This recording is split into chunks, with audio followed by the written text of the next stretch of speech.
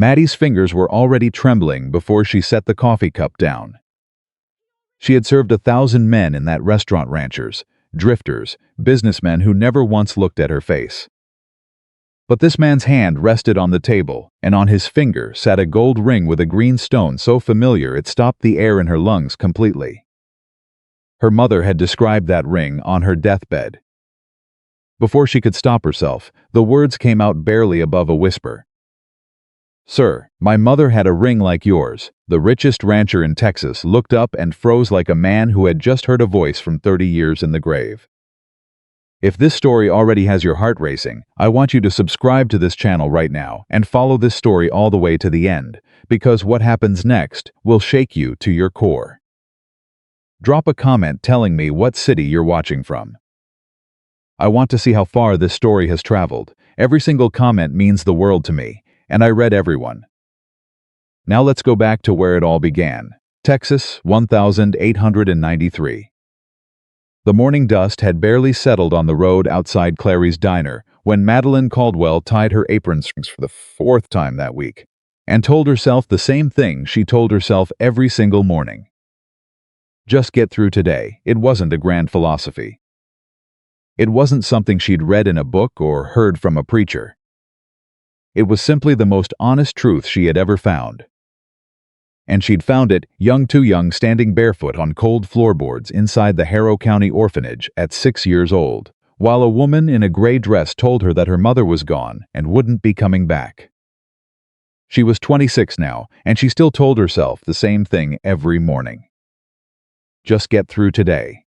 The diner sat on the edge of Caldwell's Crossing, a West Texas town that wasn't large enough to matter and wasn't small enough to be left alone. It sat right on the trade road between two bigger places, which meant travelers passed through constantly: cattlemen, railroad surveyors, supply merchants, lawmen, and men whose business nobody asked about. Most of them came through hungry, most of them left a coin on the table if she was lucky, and most of them were gone before she learned their names. That was fine with Maddie. She had learned a long time ago that most people passing through didn't intend to stay. She kept her hair pinned back neat and her apron clean, Mrs. Clary inspected both before the breakfast rush and docked tips from a girl's weekly wage if either failed the inspection. Maddie couldn't afford that. She sent half her wages to the children's fund at the old orphanage 3 towns over, the same place that had kept her alive until she was 15, and the other half went toward rent and food. There was no third half for mistakes. The diner wasn't fancy. 4 tables by the window, 6 along the back wall, a counter with 8 stools, and a kitchen that smelled permanently of bacon grease and burned coffee. She knew every crack in the floorboards, every loose nail in the counter edge, every table that wobbled if you set a heavy pot down too hard. She had worked there since she was 17, 9 years of coffee, eggs, biscuits, and quiet endurance. That Tuesday morning started like every other. Emmett Pruitt and his 2 ranch hands took the corner table and ordered 3 plates of ham and eggs before they'd even sat down properly. Old Mrs. Haverford came in for her morning coffee and her daily report on everything wrong with the town, which she delivered whether anyone was listening or not. 2 railroad men in clean coats took the counter and spoke to each other in low voices about survey numbers and land parcels. The usual crowd of laborers filed in around 7, loud and cheerful, ordering biscuits and gravy by the double. Maddie moved through all of it with the quiet efficiency of a woman who had stopped wasting energy on things that didn't matter. She poured coffee before cups were empty, cleared plates before they became obstacles, said yes sir and yes ma'am without thinking about it, and kept her expression warm, even on the mornings when her feet already ached before noon. She was good at her work. Not because anyone had told her so, but because she understood something fundamental about service that a lot of people never figured out. People didn't come to a diner just for food. They came because they were tired or lonely or hungry in a way that had nothing to do with their stomach. They came because the road was long and the work was hard and the world didn't always stop to notice that a person was running low on whatever kept them going. A good waitress understood that. A good waitress made them feel, for the 20 minutes they sat in that chair, like somebody gave a damn. Maddie gave a damn. It wasn't something she performed. It was simply who she was. Around 10:30, the morning rush had thinned enough that she could breathe. She was refilling the coffee station behind the counter when the door opened. She didn't look up right away. She finished pouring the grounds first because Mrs. Clary's rule was that you never let a customer watch you scramble, and then she turned around with her standard greeting already forming on her lips. She stopped. The man standing in the doorway was not the kind of man who typically came into Clary's diner. He wasn't the loud type, wasn't wearing the broad theatrical manner that wealthy men so often wore like a second coat in smaller towns. He wasn't performing his own importance. He was simply standing there, in a dark coat that had been expensive once and still showed it, with the kind of stillness that came from a man who had stopped needing to prove himself decades ago. He was older, she guessed, somewhere in his late 50s. Silver at his temples, deep lines carved around his eyes, a jaw that hadn't gone soft despite the years. He wore a hat that he took off when he stepped inside, which immediately told her something about him, because men who took their hats off indoors were a dying breed even in 1893. He held it in his left hand and looked around the room, with the measured patience of someone who wasn't in a hurry. His eyes were gray-blue, not cold, just careful. He walked to the nearest empty table second from the window, pulled out the chair without scraping it, and sat down with his hat resting on the edge of the table. Maddie picked up her coffee pot and walked over. "Good morning, sir." "Coffee, please." His voice was deep and unhurried. Texas spread, she thought the accent was there, underneath the quiet, the particular flatness of a man who'd grown up where the land stretched so wide that you learned to talk slow, or the wind would carry your words away before they landed. She poured and set the cup down carefully. That was when she saw his hand. He had his right hand resting on the table, fingers loose, and on the third finger of that hand was a gold ring, with a green stone set deep in the band. Maddie went very still, not the stillness of someone startled by a noise, something much deeper than that. The stillness of a person whose world has just tilted on an axis they didn't know existed until this exact moment. Her mother's voice came back to her with the clarity of something that had been waiting patiently in storage for 20 years. It was gold, Maddie Bird, real gold, not that thin plate stuff. And the stone was green, not like glass, not like a cheap emerald. It was dark and deep, like looking down into still water. There was a small mark on the inside of the band. I don't know what it meant, but I used to trace it with my finger when I was scared. Her mother had told her that story more than once. She had told the way people tell stories that carry too much weight for them to put down, not to share, exactly, but to make sure the thing survived.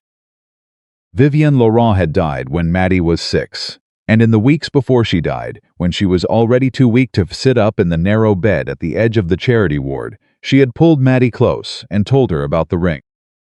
Not about the man who wore it, not his name or his face or what became of him. Just the ring. It belonged to the most important person I ever loved. I lost the ring, but I never lost the memories. Maddie had carried that description her entire life. It had been the one fragile, specific piece of her mother. She possessed a gold ring, a deep green stone, a mark on the inside of the band, and she had held it the way a person holds something they know could break if they grip it too hard. She had never expected to see it. She had never consciously gone looking for it. People didn't find 20-year-old rings in West Texas diners.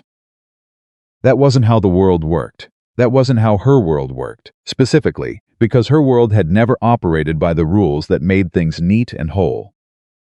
But there it was, on this man's hand, on a table in Clary's diner on a Tuesday morning in October. The coffee pot was still in her hand. She was aware of that, distantly, the weight of it, the warmth radiating through the handle. She was also aware that she had been standing here a moment too long, that her face had done something she hadn't given it permission to do, and that the man was looking at her now with those careful gray-blue eyes. She almost didn't say it. She almost turned around and walked back to the counter and let it go, because that was what a practical woman did. That was what a woman who had survived this long without anyone handing her anything did. She kept moving. She didn't chase ghosts. She didn't make a fool of herself in front of wealthy strangers over something that was probably a coincidence. But her mother's voice was so clear, dark and deep like looking down into still water. "Sir," her voice came out quieter than she intended. The man looked up. "My mother had a ring like yours." The words fell into the air between them, like something dropped from a height. And Everett Beaumont, the richest rancher in Texas, the man who owned Beaumont Cattle Empire, who held land deeds across 6 counties, and whose name was spoken with reverence in every courthouse between Houston and El Paso, went completely, utterly still. Not startled, not confused, not the polite blankness of a man who didn't know what she was talking about. Still, the way a man goes still when something has reached inside him and grabbed hold of something he thought was buried too deep to touch. His eyes dropped to the ring on his hand, then back to her face. "What did you say?" His voice was barely above a whisper. "I said my mother had a ring like yours." Maddie steadied herself, because her hands had started to shake slightly and she would not let this man see that. "Gold band, greenstone, she described it to me when I was a little girl. Said it belonged to the most important person she ever loved." The color had left Everett Beaumont's face. He was looking at her the way a man looks at something he cannot afford to believe in, with a hope so painful it was almost indistinguishable from grief. "What was your mother's name?" Maddie set the coffee pot down on the table carefully, because she didn't trust her grip anymore. "Vivian," she said. "Vivian Laurent." The sound Everett Beaumont made was not loud. It was barely audible, actually a sharp, jagged intake of breath that he seemed to have no control over. His right hand closed slowly around the ring, fingers curling over the green stone like he was protecting it, or maybe just trying to hold on to something solid. "I'm sorry," he said, and she could hear that he meant it in a way that had nothing to do with politeness.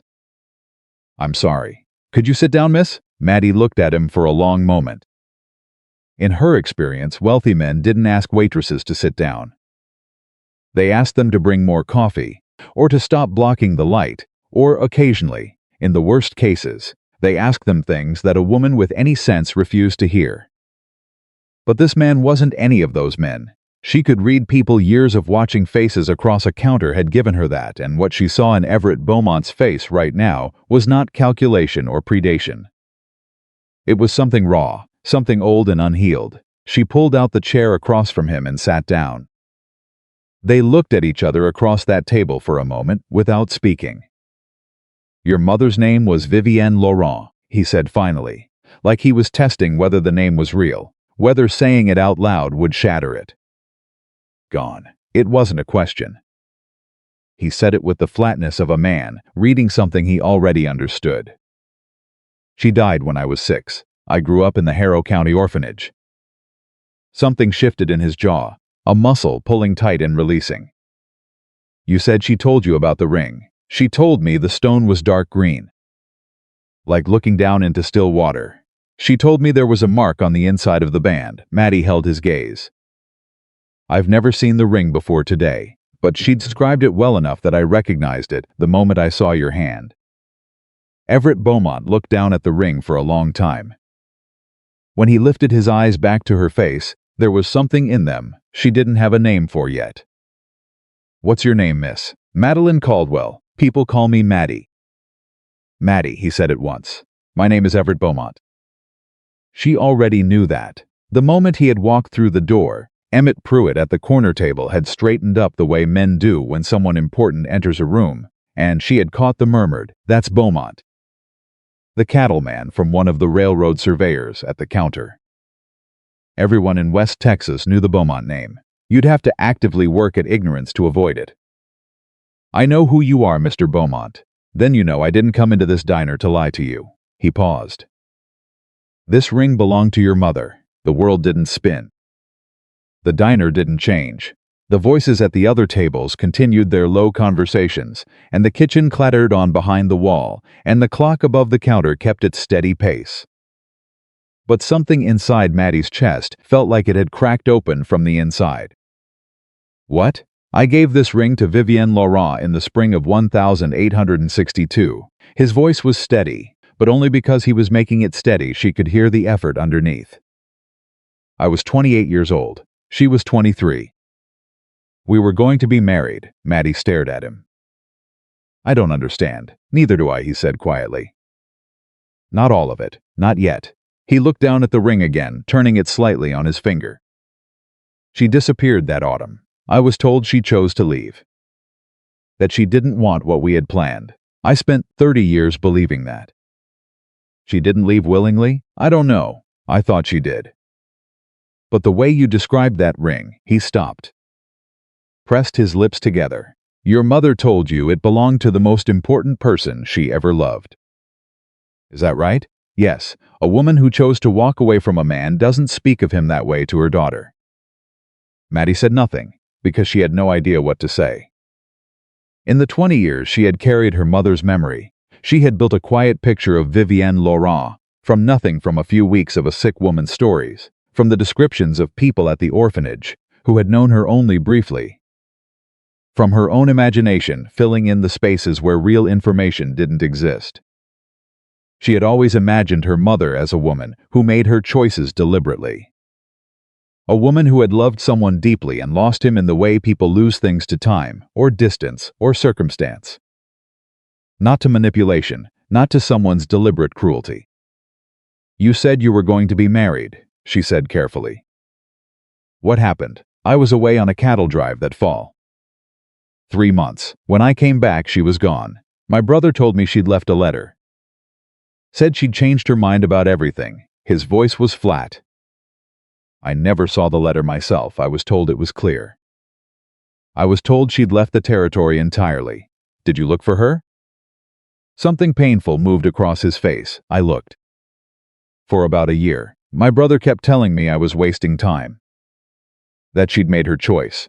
That a man in my position couldn't chase a woman who didn't want to be found. He paused. Eventually I stopped. The bitterness in those last 3 words was quiet and old and deeply settled. Maddie looked at this man, this powerful, weather-worn, lonely man sitting across from her in a small diner on a Tuesday morning and tried to make sense of what she was feeling. She was skeptical. She had earned her skepticism. The world had given it to her early and reinforced it consistently, and a waitress with no family and no connections did not simply sit across from the richest man in Texas and decide to trust him because he had kind eyes and a ring she recognized. But there was the ring. There was the ring on his finger, exactly as her mother had described it, the gold, the green stone, the age of the setting.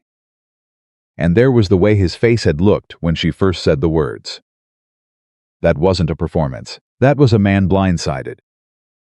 Mr. Beaumont, she said, why did you keep the ring? He was quiet for a moment. Because I was a fool, he said at last. Because I spent 30 years being angry at a woman I loved, and the anger never quite killed the love, and so I kept it. As a punishment, maybe. Something to remind me what foolishness cost. He looked at her across the table. Why did your mother keep the memory of it? Maddie had no answer for that. Or rather, she had an answer, but she didn't know yet whether she could trust it. She stood up slowly, picking up the coffee pot. I have to get back to work, Mr. Beaumont. I can't leave the other tables, of course. He reached into his coat and set a coin on the table. More than the coffee cost. Miss Caldwell. Will you be here tomorrow morning? She looked at him. I'm here every morning, she said. It's what I do. She walked back to the counter, poured coffee for Emmett Pruitt's table without being asked, refilled the railroad men's cups, and brought Mrs. Haverford a slice of the morning's pie. She moved through all of it the way she always did, steady, present, efficient. But her hands didn't stop shaking for the rest of the day. Everett Beaumont left after finishing his coffee. He tipped his hat at the door, tipped it specifically in her direction, a small, deliberate gesture, and walked out into the October morning. She watched him go through the window, and for the first time in a very long while, Maddie Caldwell allowed herself to feel something she had disciplined herself carefully against. She felt like something had just changed. She couldn't say what. She couldn't say how.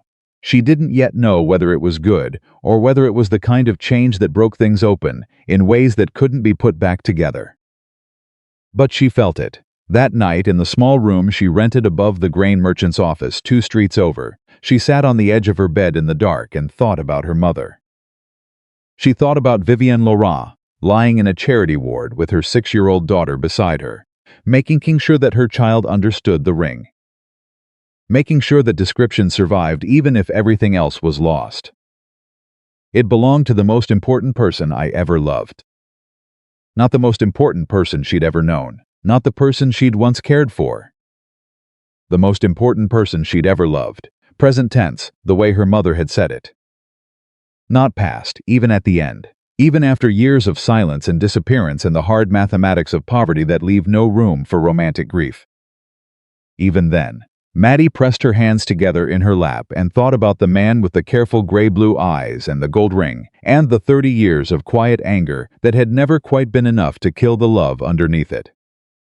She thought about what it meant that her mother had described that ring. That she had made sure Maddie could recognize it. She didn't believe in providence. She had grown up in an orphanage, and orphanages had a way of disabusing children of comfortable beliefs about the universe's intentions toward them. But she believed in the weight of small things. She believed that people carried their most important truths in small, specific details, not in grand speeches, not in written declarations, but in the precise color of a stone and the mark on the inside of a band, and the particular way a word was spoken in a cold room at the end of a life. Her mother had handed her something. She just hadn't known what it was until today. When she finally lay down to sleep, she did not sleep well. But in the morning she tied her apron and she went back to work. Everett Beaumont came in at 9:30. He sat at the same table. He ordered coffee. He waited until the morning rush had thinned before he spoke. This time he came with questions. Careful, deliberate questions, not the rapid-fire interrogation of a man demanding answers, but the slow, methodical questions of a man who understood that the truth was fragile and had to be approached carefully, or it would shatter before you could get close enough to see it. He asked about the orphanage, where it was, who had run it, what it had been like. He asked about her mother's final weeks, what she had said, what the ward had been like, who else had been there. He asked with the patience of a man who had spent 30 years building an empire through attention to details that other people overlooked. Maddie answered what she could and said plainly when she didn't know something, because she had no interest in telling this man what he wanted to hear. She told him what was true. On the 4th day he brought a ledger. It was old, the cover worn at the corners, the pages thick and yellowed at the edges. He set it on the table between them and opened it carefully, like a man opening something he hadn't touched in a long time. These are the Beaumont family accounts from 1,861 through 1,864, he said. I've been going back through them, looking for things I missed. Maddie looked at the columns of figures and notations. What are you looking for? I don't know yet. I just know there are things in here that don't add up the way they should.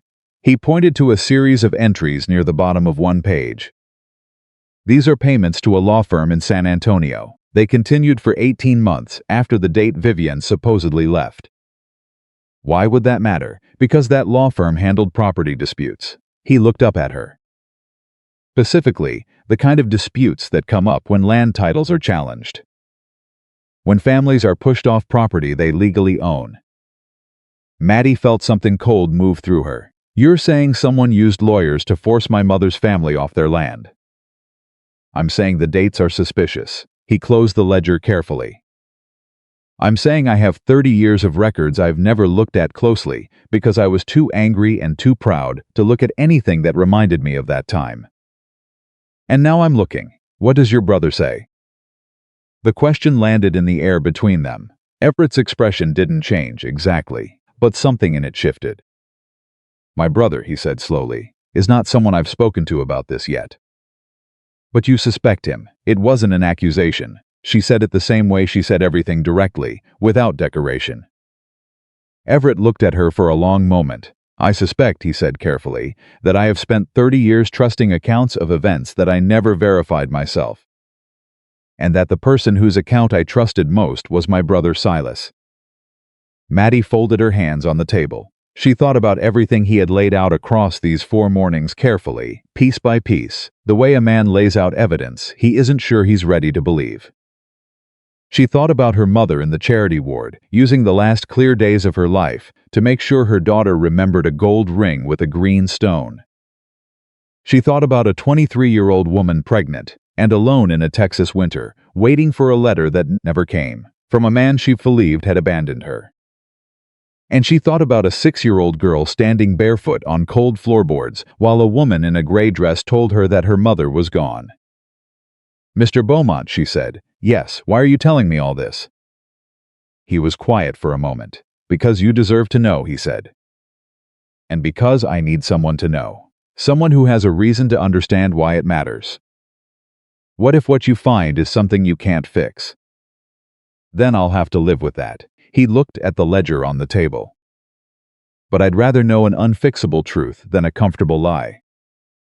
Maddie looked at him for a long time. "You keep coming back here," she said. "Every morning, sitting at this table, asking your questions."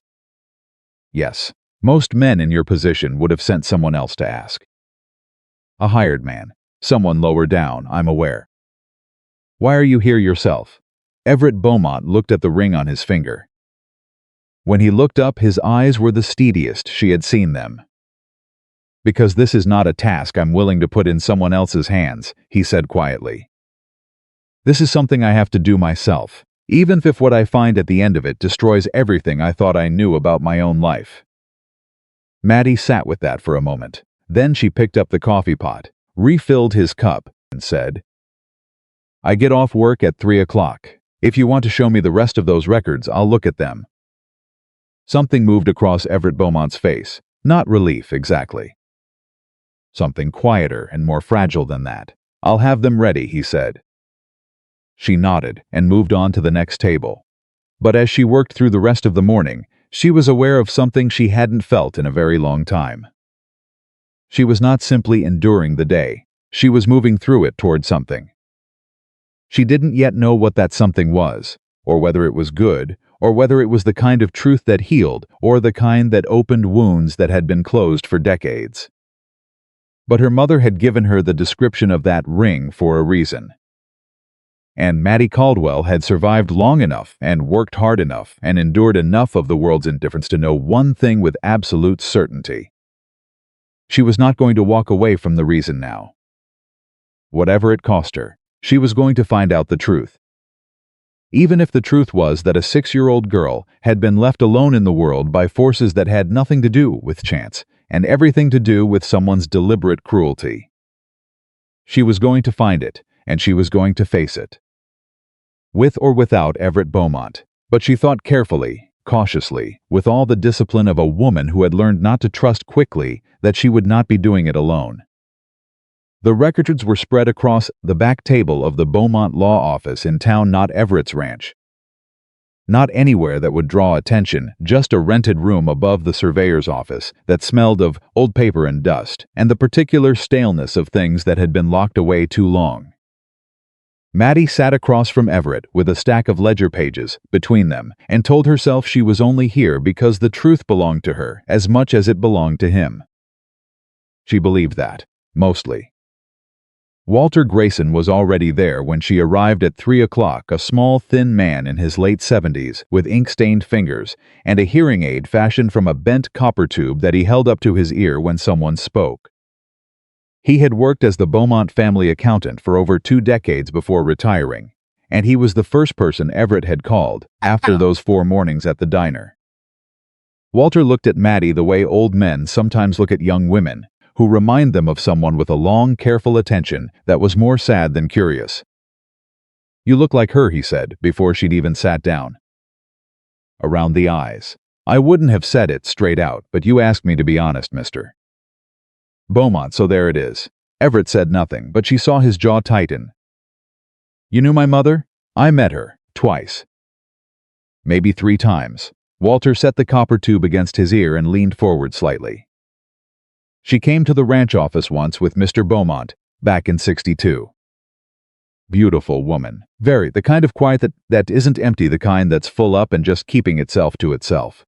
He paused. After she disappeared, I asked Mr. Silas what happened. He said she decided she didn't want the Beaumont life. Said it plain, like it wasn't news. Walter's expression shifted into something old and careful. I always thought that was strange. A woman like that, and she just decides. What do you mean, a woman like that? Maddie asked. A woman who looked at Everett the way she did. Walter shook his head slowly. You don't walk away from someone you look at that way. You just don't. Everett put both hands flat on the table. Walter, the payments to the Aldridge firm in San Antonio. You said you could explain them. Walter pulled a sheaf of papers from the stack beside him. He laid them out in careful order, 3 columns, each with dates running down one side and figures down the other. These payments started in October of 1862, Walter said. That's the month Miss Vivienne disappeared. They continued for 19 months. Regular as clockwork, every 4th week. Maddie looked at the figures. What was the Aldridge firm known for? Property law. Specifically, Walter glanced at Everett with the careful look of a man who knew he was about to say something that would land hard. Specifically, quiet acquisitions. Cases where land needed to change hands without too much noise about it. The Laurent family had land, Maddie said. She said it slowly, working through it as she spoke. My mother came from a family that had land, small parcel, Walter confirmed. About 80 acres southeast of here. Her father's name was Armand Laurent. He came over from Louisiana in the 40s, built a farm. Decent land near the creek. He paused. That land went to a holding company in late 1863. Company name was Harwick Territorial Trust. I looked it up this morning. And who owned Harwick Territorial Trust? Maddie asked. Walter looked at Everett. Everett looked at the table. Silas Beaumont, he said. The words came out flat and quiet, the way a man speaks something he has been trying not to say for several days and can no longer avoid. My brother owned the trust under a proxy name. It took me a week to find the connection, but it's there. Notarized in 1861, the year before Vivienne disappeared. The room was completely quiet for a moment. Maddie looked at the papers in front of her. She looked at the dates. She looked at the figures. Then she said, he planned it before she disappeared. Everett closed his eyes briefly. Yes, he set up the trust a year in advance. Which means he wasn't reacting to something. He was preparing for it. Yes, he was going to take the land regardless. The question was just how. That's what the dates suggest. Maddie pushed back from the table slightly and looked at the ceiling. Because she needed somewhere to put her eyes that wasn't the face of a man absorbing the fact that his brother had destroyed his life deliberately and with time to spare. He told you she left, she said. Yes, he showed you a letter. He told me there was a letter. I never read it myself. He said it was too painful and that I should trust him. Everett's voice was perfectly controlled. She was beginning to understand that perfectly controlled was the most emotion he allowed himself in company. I was 28 years old, and I had just come back from 3 months on a cattle drive, and the woman I was going to marry was gone. I trusted my brother because he was my brother. Maddie said nothing to that. There was nothing to say to it. Walter rustled through the papers again and drew out a single sheet smaller than the others. Bought the kind of thin paper used for personal correspondence, creased in several places, as though it had been folded and unfolded many times. There's one more thing, Walter said. He set the paper on the table between them. I found this in the back of the 62 ledger. It was tucked behind the binding cover. I don't think it was meant to be found. Maddie looked at the paper. It was a letter, handwritten. The ink had faded to brown at the edges, but the center was still readable, careful, small handwriting with the particular slant of someone who had learned penmanship from a strict teacher. She looked at Everett. He was looking at the letter like a man, looking at something he cannot afford to touch. Is that her handwriting? Maddie asked quietly. He nodded. Once. I have read it. Read it to me. He reached out and picked up the paper with both hands, the way a man handles something irreplaceable. He held it steady, though she could see what the steadiness cost him, and he read. Everett, I have written 3 times now and received no answer. I am beginning to believe what your brother has told me, that you have asked him to discourage my letters. I do not want to believe it. I have never wanted to believe it. But I am carrying our child now, and I do not have the luxury of holding on to hope that has stopped answering me.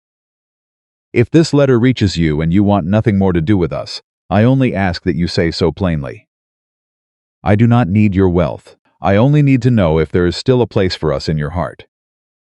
The room was absolutely silent when he finished. Maddie felt something in her chest that she did not have a clean word for. It wasn't grief. Exactly, grief was something she had learned to carry at a manageable weight. This was larger. This was the specific, suffocating weight of understanding precisely what had been taken, and how and by whom and for what small mercenary reason. Her mother had written asking if there was still a place for them. Not a place for herself, for them. She had already known about the child. She knew she was pregnant, Maddie said. Her voice was steadier than she expected. Yes. And she wrote to you 3 times. He set the letter down. I received none of them. Your brother intercepted them. That's the only conclusion I can reach. Maddie looked at the letter. At her mother's careful handwriting. At the particular way Vivienne Laurent had written, I do not need your wealth, not as a demand, but as a clarification, the way a woman explains herself to someone she still believes might be listening. She thought you abandoned her, Maddie said. Yes. And you thought she left you. Yes. So you both spent 30 years believing the other one walked away. She pressed her hands flat on the table, steadying herself. And your brother watched. Everett stood up. He walked to the window and stood with his back to the room, and Maddie could see from the set of his shoulders what it cost him to keep still. A man like Everett Beaumont had spent his entire adult life in motion building, deciding, controlling. Standing still while his own history rearranged itself beneath him was not something his body knew how to do. Walter quietly began organizing the papers into a stack, giving them both a moment. Mr. Beaumont, Maddie said. He didn't turn around immediately. Everett. She said his name deliberately, because she needed him to hear her, and she knew he would hear it differently than he heard his title. He turned. There's more, she said, isn't there? He looked at her for a long moment, then he came back to the table and sat down. Walter found something else this morning, he said. Before you arrived, Walter drew out another sheet. Smaller, official-looking, with the stamp of a county clerk at the top.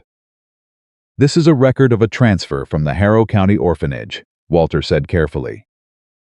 Dated February 1867. It shows the admission of one child, 6 years of age, female, surname Laurent. Mother deceased. He paused. The admission record lists the child's given name as Madeline. The air in the room changed. Maddie felt it in her sternum first, a pressure that spread outward. She looked at the paper. She had never seen her own admission record before. Orphanages didn't typically show children their paperwork. They simply told you what you were, an orphan, and expected you to carry it forward from there. Madeline, surname Laurent, mother deceased. They changed my name, she said. The orphanage registered you under the name of the woman who brought you in, Walter said quietly. A Mrs. Caldwell. She was a charity worker who brought several children to the orphanage that year. You were registered under her surname, so my name isn't Caldwell.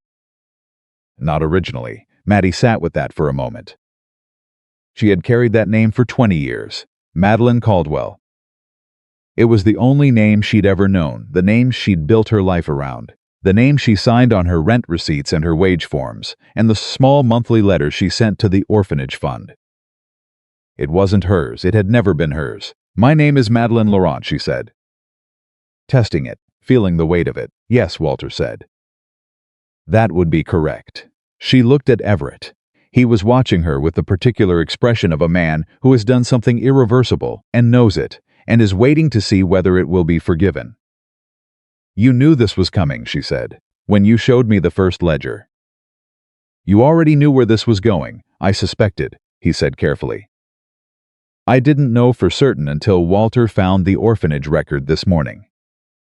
But you suspected, yes. Maddie thought about the 4 mornings at the diner. The careful questions, the slow, methodical laying out of evidence. She thought about how a man with Everett Beaumont's resources could have sent lawyers and investigators to do all of this without ever sitting across from a waitress in a small diner. He could have learned everything he needed to know without showing his face once. But he'd come himself every morning, at the same table. Asking questions with the patience of a man who understood he had no right to demand answers and so had to earn them 1 cup of coffee at a time. "You think I'm your daughter," she said. He said nothing. She said it again, because she needed to hear it land. "You think I am your daughter?" "Yes," he said quietly. Steadily, like a man who has said the words already 100 times in his own mind and is only now finding the courage to say them to the person they belong to. "I think you are Vivian's daughter, and I believe I am your father." Maddie stood up. She needed to stand. Sitting still with this felt impossible. She walked 3 paces away from the table and stood with her arms crossed over her chest, not defensively, not angrily, but because her body needed to hold onto itself for a moment. Her mother had died when she was 6. She had grown up with no name, no family, no claim on any person or place in the world. She had built her life with the careful economy of someone who had learned early that there was no floor beneath her, that whatever she stood on, she had built herself, and she could not afford to let it crack. And now this man, this wealthy, powerful, carefully measured man, was sitting in a rented room above a surveyor's office and telling her that the floor had existed all along. That she had a name, that her mother had not simply vanished into grief and poverty. That something had been taken. She turned around. "What do you need to prove it?" she asked. "Not to yourself. Legally, what would it take?" Everett exchanged a glance with Walter. "Church records," Walter said. "Baptismal records, if there are any." The church Vivian attended before she left the territory would have recorded a birth if the child was brought to be baptized. And if we can match those records against the orphanage admission file, then it's verifiable, Maddie said. It would be difficult to dispute, yes. She looked at Everett. "There's a church in Millhaven," Everett said. "Old parish. Father Samuel Whitaker has been there since the 50s. He keeps records going back to the founding of the town." "Millhaven is 4 hours east of here," Maddie said. "Yes, you want to go there. I think we need to." Maddie thought about Mrs. Clary and the diner and the morning rush and the rent that was due in 12 days and the letter she still owed the orphanage fund and all the ordinary machinery of her ordinary life that would continue grinding, regardless of what she did in this rented room today. She thought about her mother's handwriting. "I only need to know if there is still a place for us in your heart." "I need 2 days' notice from Mrs. Clary," she said, "so I don't lose my position." Everett blinked, like that was the last answer he expected. "You're keeping your job," he said. "Until I know what the truth is," she said flatly. "Yes.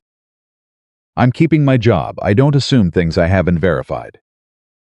Something moved across his face that she couldn't quite read. It might have been respect. "I'll arrange the trip for Friday," he said. "Fine." She picked up her coat from the chair. "And Mr. Beaumont. Yes, if your brother finds out, you're looking into this." "He'll do what he can to stop it," Everett said. The flatness in his voice had sharpened into something harder. "Which is why Walter is the only person outside this room who knows what we're doing." Walter raised his hand slightly, as though volunteering to be included in the trust. Maddie nodded once and walked out. She was halfway down the stairs before she realized her hands were shaking again. She pressed them flat against the wall and stood still for a moment in the narrow stairwell, breathing slow. Her name was not Caldwell. Her mother had not simply given up. She had a father who had spent 30 years believing a lie that his own brother had constructed. And somewhere in a church in Millhaven, there might be a record that proved all of it. She walked out into the afternoon. The street was the same as it always was, dusty, loud, ordinary. Men on horseback, women with market baskets, children running between wagons. The whole unremarkable texture of a West Texas afternoon, proceeding without any awareness that something fundamental had just shifted inside one of the buildings above it. Maddie walked back toward her rented room. She did not cry. She had learned that particular discipline young, not because crying was weak, but because she had discovered that grief needed to be managed the way you managed anything important, carefully and in its proper time, or it would manage you instead. But that night, sitting on the edge of her bed in the dark, she took her mother's memory out of the careful storage where she kept it, and she looked at it. Vivienne Laurent, 23 years old, pregnant and alone in a Texas winter. Writing letters that were never delivered, waiting for an answer that never came. Eventually, making the decision that a woman makes when she understands that waiting is a luxury she cannot afford to survive, to deliver her child, to do whatever came next on her own. Selling the ring, the gold ring with the green stone. Trading the last valuable thing she owned for food and medicine in the hardest winter of her life. So her daughter could survive, and then dying anyway. 6 years later, in a charity ward, making sure the description of that ring was the last clear thing she gave her daughter before she let go. Maddie pressed her hands over her eyes. She thought about a little girl standing barefoot on cold floorboards. She thought about Silas Beaumont, sitting somewhere comfortable, watching his brother's grief from a safe distance, knowing exactly what he had done and why, and calculating that it would never come back to him. She thought about Everett Beaumont carrying that ring for 30 years. And she thought about Friday morning and the drive to Millhaven and a church ledger that might have her name in it. She had spent her whole life learning not to want things she couldn't verify. But she wanted this. She wanted her name back. She wanted the truth. And she wanted whatever happened next to be done with clear eyes and a steady hand, the way she did everything, because that was the only way she knew how to be. The next 2 days at the diner were ordinary on the surface. Coffee, biscuits, the morning regulars, Mrs. Haverford and her opinions, Emmett Pruitt and his ranch hands. The flow of strangers passing through on the trade road. But Silas Beaumont came in on Thursday morning. Maddie had not seen him before. She knew him immediately, not from any resemblance to Everett, because there was little, but from the way he carried himself. Where Everett's power was quiet and internal, Silas wore his like armor, loud and outward-facing, the kind of man who needed every room to register his arrival. He was younger than Everett by several years, better dressed, in the deliberate way of someone who wanted that fact noticed. He sat at the counter instead of a table, which gave him a clear view of the entire diner, and he ordered his coffee without looking at her face. He asked Mrs. Clary about business, commented on the roadwork outside. Made 2 observations about the weather that nobody had asked for. And then, in the same easy tone, without turning his head, he said, "I hear my brother has been coming in here regular lately." Maddie poured his refill and said nothing. Man of his responsibilities, taking his mornings in a diner. Silas made a small sound that was almost a laugh. Must be something special about the coffee. Most folks seem to like it fine, Maddie said pleasantly. He looked at her then, for the first time. The look lasted about 3 seconds. It was thorough and dismissive in equal measure, the look of a man who was accustomed to categorizing people quickly and didn't expect to be surprised by a waitress. "He's a man who gets attached to routines," Silas said. "Always has been. You serve him the same table, same cup, he'll come back every day forever.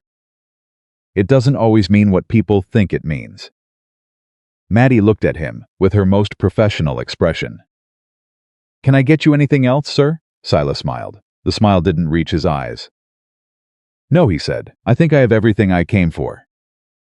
He left a coin on the counter, less than the coffee cost, and walked out. Maddie stood at the counter for a moment after the door closed. Then she refilled the railroadmen's cups and brought Mrs. Haverford her second slice of pie and kept moving, because that was what you did. But she understood what had just happened. Silas Beaumont had come to look at her. Someone had told him his brother was spending his mornings at Clary's diner. He'd come to see what the attraction was. He'd looked at her, a plus-size waitress in a cotton apron. No family, no name anyone recognized, no claim on anything that mattered in Silas Beaumont's world, and he'd seen nothing to worry about. That was his first mistake. She said nothing to Everett that evening. She would tell him in the morning, on the drive to Millhaven, when they had the distance to think clearly. But she lay awake that night, thinking about the smile that hadn't reached Silas Beaumont's eyes, and she thought, "He doesn't know what we know, and he doesn't know who he looked at just now." That thought steadied her considerably. Friday came cold and gray, the kind of October morning that smelled like winter, already deciding to arrive ahead of schedule.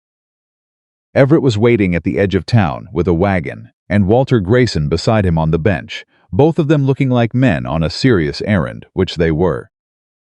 Maddie climbed up without assistance, which she noticed made Everett start to offer a hand and then pull it back with the instinct of a man who had correctly understood that she would rather manage for herself.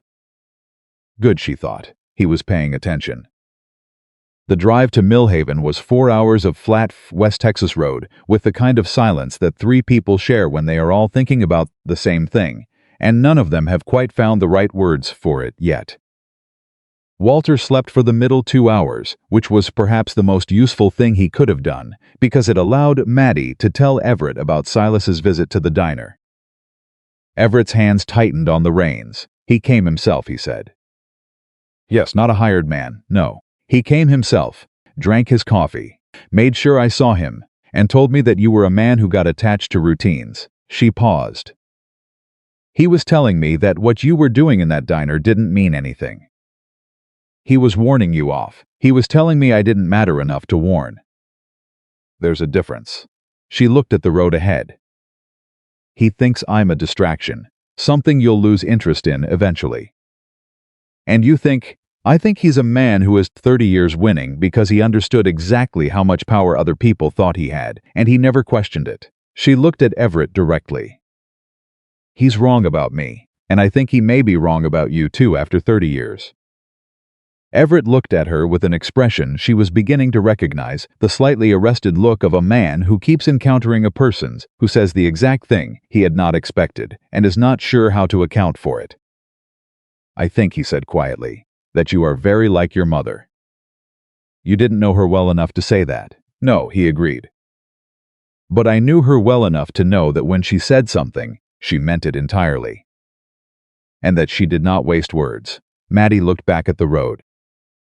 Tell me something about her, she said. Something small. Not the story, just something small you remember. He was quiet for a moment. She used to hum while she was thinking, he said. Not a song, just sound. Like her mind was so full that it needed a pressure valve. He paused. I used to hear her before I saw her, just that sound coming from wherever she was working. Maddie said nothing, but somewhere in her chest, something shifted. Because she had been told, more than once, by more than one person at the orphanage, that she hummed while she was working. She had never thought to wonder where that came from. Father Samuel Whitaker was 92 years old, more or less, depending on which record you consulted, and he had the particular alert clarity of very old men who have spent their lives in the company of things that matter. He received them in the church office, which smelled of candle wax and old leather, and he listened to Everett's explanation with the patience of a man who had heard complicated things before. Vivienne Laurent, he said when Everett finished. Yes, I remember her. Maddie went very still. She came to me in the winter of '62, Father Whitaker said. He folded his hands on the desk. She was in a difficult position. Alone, expecting. She didn't want charity, she wanted counsel, which I found admirable in a woman of her situation. He paused. She asked me whether I believed a man could be told the truth and still choose not to hear it. What did you tell her? Maddie asked. I told her that men were capable of anything, including wisdom, if they were given the chance and the right circumstances. He looked at her. She laughed a little. It was a tired kind of laugh. He paused again. She asked me to baptize the child when it came. He stood slowly, with the careful movements of a man who no longer trusted his body to cooperate, and walked to the filing cabinet in the corner. He pulled out a drawer that protested with the sound of something rarely opened and went through it with practiced hands. He found it. He brought it to the table and laid it open. The handwriting was his old-fashioned and precise, the careful record of a man who understood that what he wrote might outlast everyone in the room. Baptized this day, 14th March, 1867 Madeline, daughter of Vivienne Laurent, deceased. Father unknown at time of record. Child delivered to Harrow County Care. Maddie looked at her name in that book, Madeleine Laurent. Written in a dead man's hand in a church that had stood for 40 years and kept its records like promises.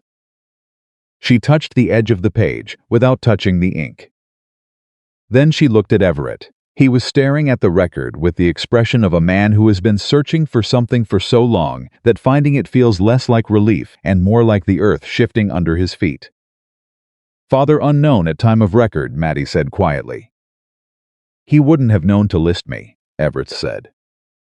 She didn't know I hadn't received her letters. Father Whitaker looked between them with the careful attention of a man assembling a picture. She did say one thing, he offered gently, before she gave the child over to the county woman. She said. He paused, remembering she hoped the truth had legs. That even if she wasn't there to carry it, the truth would find its own way home eventually. He looked at Maddie. I suppose it did. Maddie did not cry. She pressed her hands flat on the table and breathed steadily and kept her face composed, because she was a woman who had learned to manage her grief in its proper time, and this was not yet the proper time. But inside that steady composure something was moving. Her mother had said it. The truth would find its own way home. And here it was, in a church in Millhaven, in a record that was 30 years old. On a table between a father who hadn't known she existed and a daughter who hadn't known he was alive. Everett reached across the table and set his hand near hers. Not on hers, near it, close enough to be intentional without being presumptuous. Maddie, he said. She looked at him. I know I have no right to ask you for anything, he said. I know the years are gone and I cannot put them back. But I want you to know that whatever you decide, whether you want anything to do with me or not, I am going to finish this. I'm going to make sure Silas answers for what he did. And I'm going to make sure whatever belongs to you by right is given back. Maddie looked at her name in the church record, Madeleine Laurent. She thought about a 6-year-old girl who had been given a stranger's name and told to carry it forward. She thought about Silas Beaumont's smile in the diner, easy and careless and convinced. She looked at Everett. We should get back before dark, she said. We have work to do. The drive back from Millhaven was quiet in a way that had weight to it. Walter slept again, or pretended to. Maddie suspected the old man had a gift for knowing when two people needed space to think without an audience. The road stretched out ahead of them in the late afternoon light, and neither she nor Everett spoke for the first hour, which suited her fine because she needed that hour to put herself back together. She had a name, Madeleine Laurent. It sat inside her chest like something that had always been there and had only just been uncovered, not foreign, not strange, but real in the way that things are real when they belong to you, and you have simply been kept from them. She thought about Silas Beaumont, sitting somewhere comfortable right now, unaware that a church ledger in Millhaven had just quietly dismantled 30 years of his careful work. That thought helped her breathe. I need to understand something, she said when the silence had settled long enough. Everett looked at her. Your brother set all of this up before my mother disappeared. The trust, the law firm, the groundwork for taking the Laurent land. She kept her voice even. What did he stand to gain? Everett was quiet for a moment. The Beaumont inheritance was structured so that my father's land would be divided between us only upon my marriage, he said. If I married Vivienne, a woman with no family money, no social connections, a small French Creole background that my father's business partners would have considered a liability, Silas believed I would be weakened. That the partnership offers would dry up, that the Beaumont name would lose the kind of standing he had spent years building through other channels. So he destroyed your life to protect his business position. He destroyed 3 lives to protect his business position, Everett said. The flatness in his voice had turned into something colder. Mine, your mother's, and yours. And then he watched me grieve for 30 years and never said a word. Maddie looked at the road. What does he know right now? He knows I've been going to the diner. He came to look at you, which means he's nervous about something, but he doesn't know what I've found. He paused. Yet. How long before he figures it out? Walter is careful. But Silas has people who watch things. His jaw tightened. We have a narrow window, then we need to use it. She turned to face him directly. What else do you need? To make this airtight legally, formally, the kind of thing that can't be quietly buried. The letters, he said immediately. I have the one Walter found in the ledger, but you heard what Father Whitaker said your mother wrote 3 times. I have one. The other 2 are somewhere with Silas. Almost certainly, he kept them. Everett nodded slowly. Silas keeps everything. He always has. Records, correspondence, contracts. He keeps things because information is how he operates. He never destroys evidence, he just controls who has access to it. Maddie thought about that. He kept the letters because they proved he had them, she said slowly. Which means he could use them, someday, if he ever needed leverage. What kind of man keeps a dead woman's letters as leverage? My brother, Everett said, quietly, like it cost him something to say it and he was paying it anyway.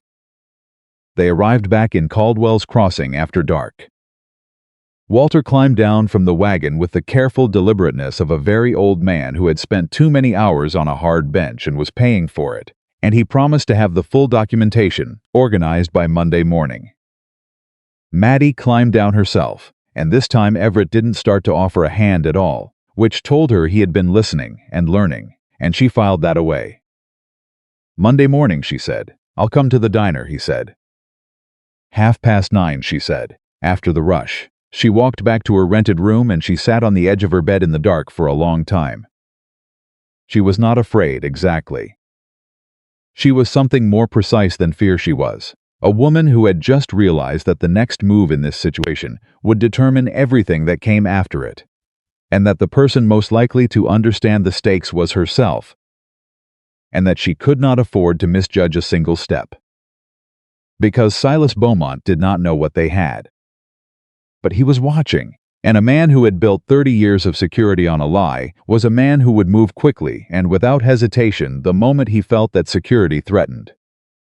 She needed to move faster. Monday morning came with a cold wind off the plains that rattled the diner windows and kept the regulars inside longer than usual. Everett arrived at 9:30 as agreed, and he came with Walter and with something else, a leather satchel, that he set on the table between them with the careful precision of a man setting down something heavier than it appeared. I went to the ranch last night, he said before she could ask. Maddie poured his coffee and sat down across from him. You went to see Silas? No, he opened the satchel. I went to the ranch office, the main records room.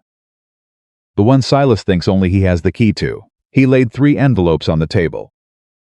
The paper was aged but intact, thin, personal stationery, the kind that cost more than a working woman could easily afford. He keeps a secondary strongbox behind the east wall panel. He's kept it there since we were young. I've known about it for 40 years.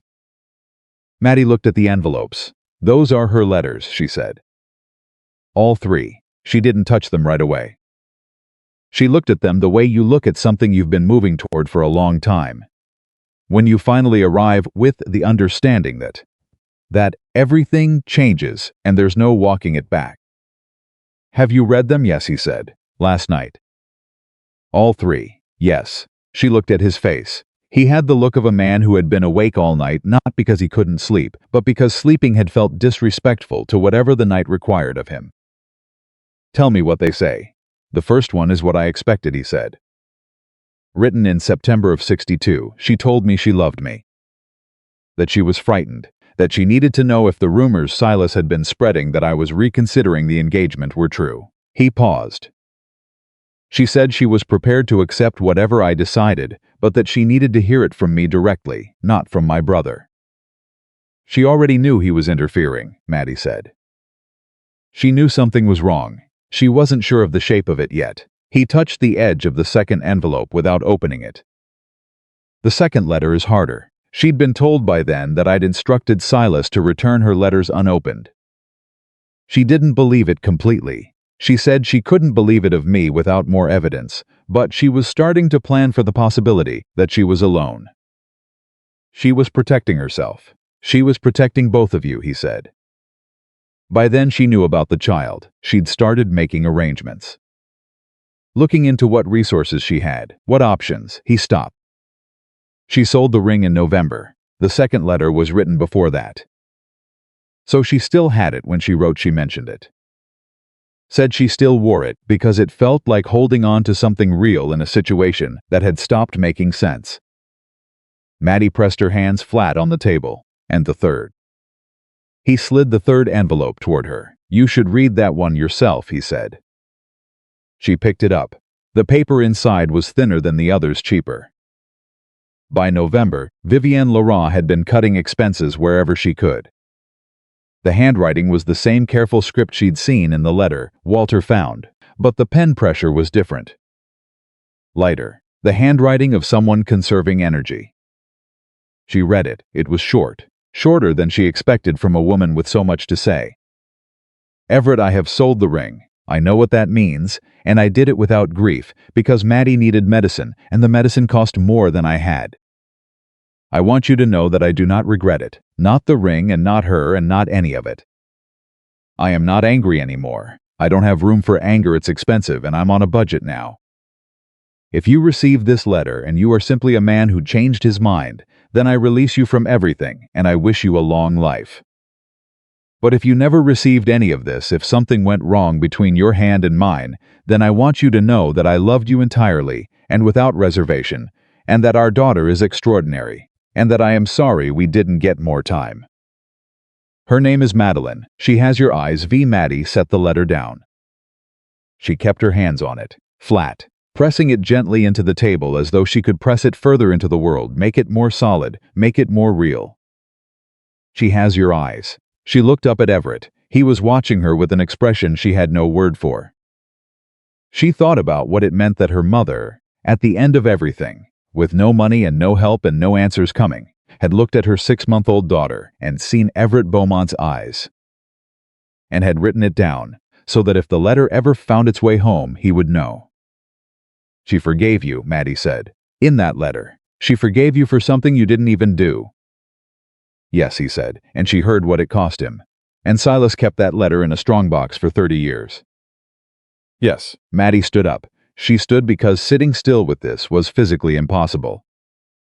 She walked to the end of the counter and stood with her back to the room for a moment, one hand on the counter edge. Mrs. Clary glanced at her from the kitchen doorway and wisely said nothing.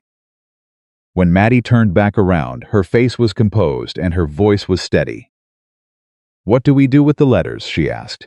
"Together with the church record and the ledger documents, they establish the full picture," Walter said from beside Everett, adjusting his copper hearing tube. Silas's interference, the interception of correspondence, the property fraud, the proxy trust. "It's enough to take to a territorial judge." "Will a territorial judge care?" she asked directly. "Silas Beaumont is a powerful man. His name is on half the land deeds in this county." "Which is exactly why it has to go to a federal circuit," Everett said. "Not a local court. I have a contact, Judge Harlan Reeves, out of the San Antonio district. He has no history with the Beaumont family. He's known for running a clean bench." "How long to arrange that?" 2, maybe 3. Maddie did the arithmetic. "Silas will know something is happening before then." "Almost certainly. What does he do when he's cornered?" Everett looked at her steadily. "He attacks the weakest point," he said. "He finds whatever or whoever is most vulnerable and he goes there first." There was a pause. "That's me," Maddie said. "Yes. He'll come after my credibility, my position, whatever story he can build about who I am and why I'm here and what I want from you. Yes, he'll say I'm lying about my mother, that I made up the ring story to get close to a wealthy man. That I'm a fraud." She said it plainly, without flinching, because these were the weapons and she needed to see them clearly. "He'll try to make this about my character before it can become about his." "He's done it before," Walter said quietly, "to others." When he felt threatened, Maddie looked at both of them. "Then we move faster than he expects," she said. "We don't give him 2 weeks. We go to Judge Reeves directly and we go now, before Silas realizes we have the letters." Everett looked at her for a long moment. "That means leaving in the next 48 hours," he said. Yes, you'd have to leave your position here. I know. Maddie, I'm not afraid of losing a job, Mr. Beaumont. She met his eyes without blinking. I've lost things before that mattered considerably more. This matters more than a job. She paused. My mother spent her whole life losing things she should have been allowed to keep. I am not going to sit still while your brother builds a story about me that buries hers. Something moved across Everett's face. He nodded once. Decisively. Wednesday morning, he said. We leave for San Antonio. What happened Tuesday changed everything. Maddie was on the afternoon shift, working the counter, while the diner filled up with the post-noon crowd, when the door opened and two men walked in who were not there for coffee. She knew it immediately, the way they stood, the way they scanned the room. Men hired for presence, not for conversation. They sat at the counter and ordered nothing and waited. 10 minutes later, Silas Beaumont came in. He didn't sit this time. He stood near the door in his expensive coat and looked across the room at Maddie with the particular expression of a man who has finished gathering information and is now ready to act on it. Miss Caldwell, he said pleasantly, I wonder if I might have a word. Mrs. Clary had appeared in the kitchen doorway at the sound of the name Beaumont, and she was watching with wide eyes and doing absolutely nothing, which was exactly what Maddie had expected. Maddie set down her coffee pot. Of course, Mr. Beaumont, she said, in the same pleasant tone. Would you like a table? This won't take long. He came to the counter. The two men behind him remained where they were positioned, she noticed, so that one was near the front door and one was near the side passage. I think you know why I'm here. I don't actually, she said. But I suspect you're going to tell me. The pleasantness dropped slightly. He hadn't expected that tone from a waitress. My brother is a man who is sometimes susceptible to sentimental stories, Silas said. Women in difficult circumstances, tales of lost connections, he's always been prone to that kind of thing. It's an endearing quality in its way. It can also be exploited. Is that so, Maddie said. I want to be clear with you, Miss Caldwell.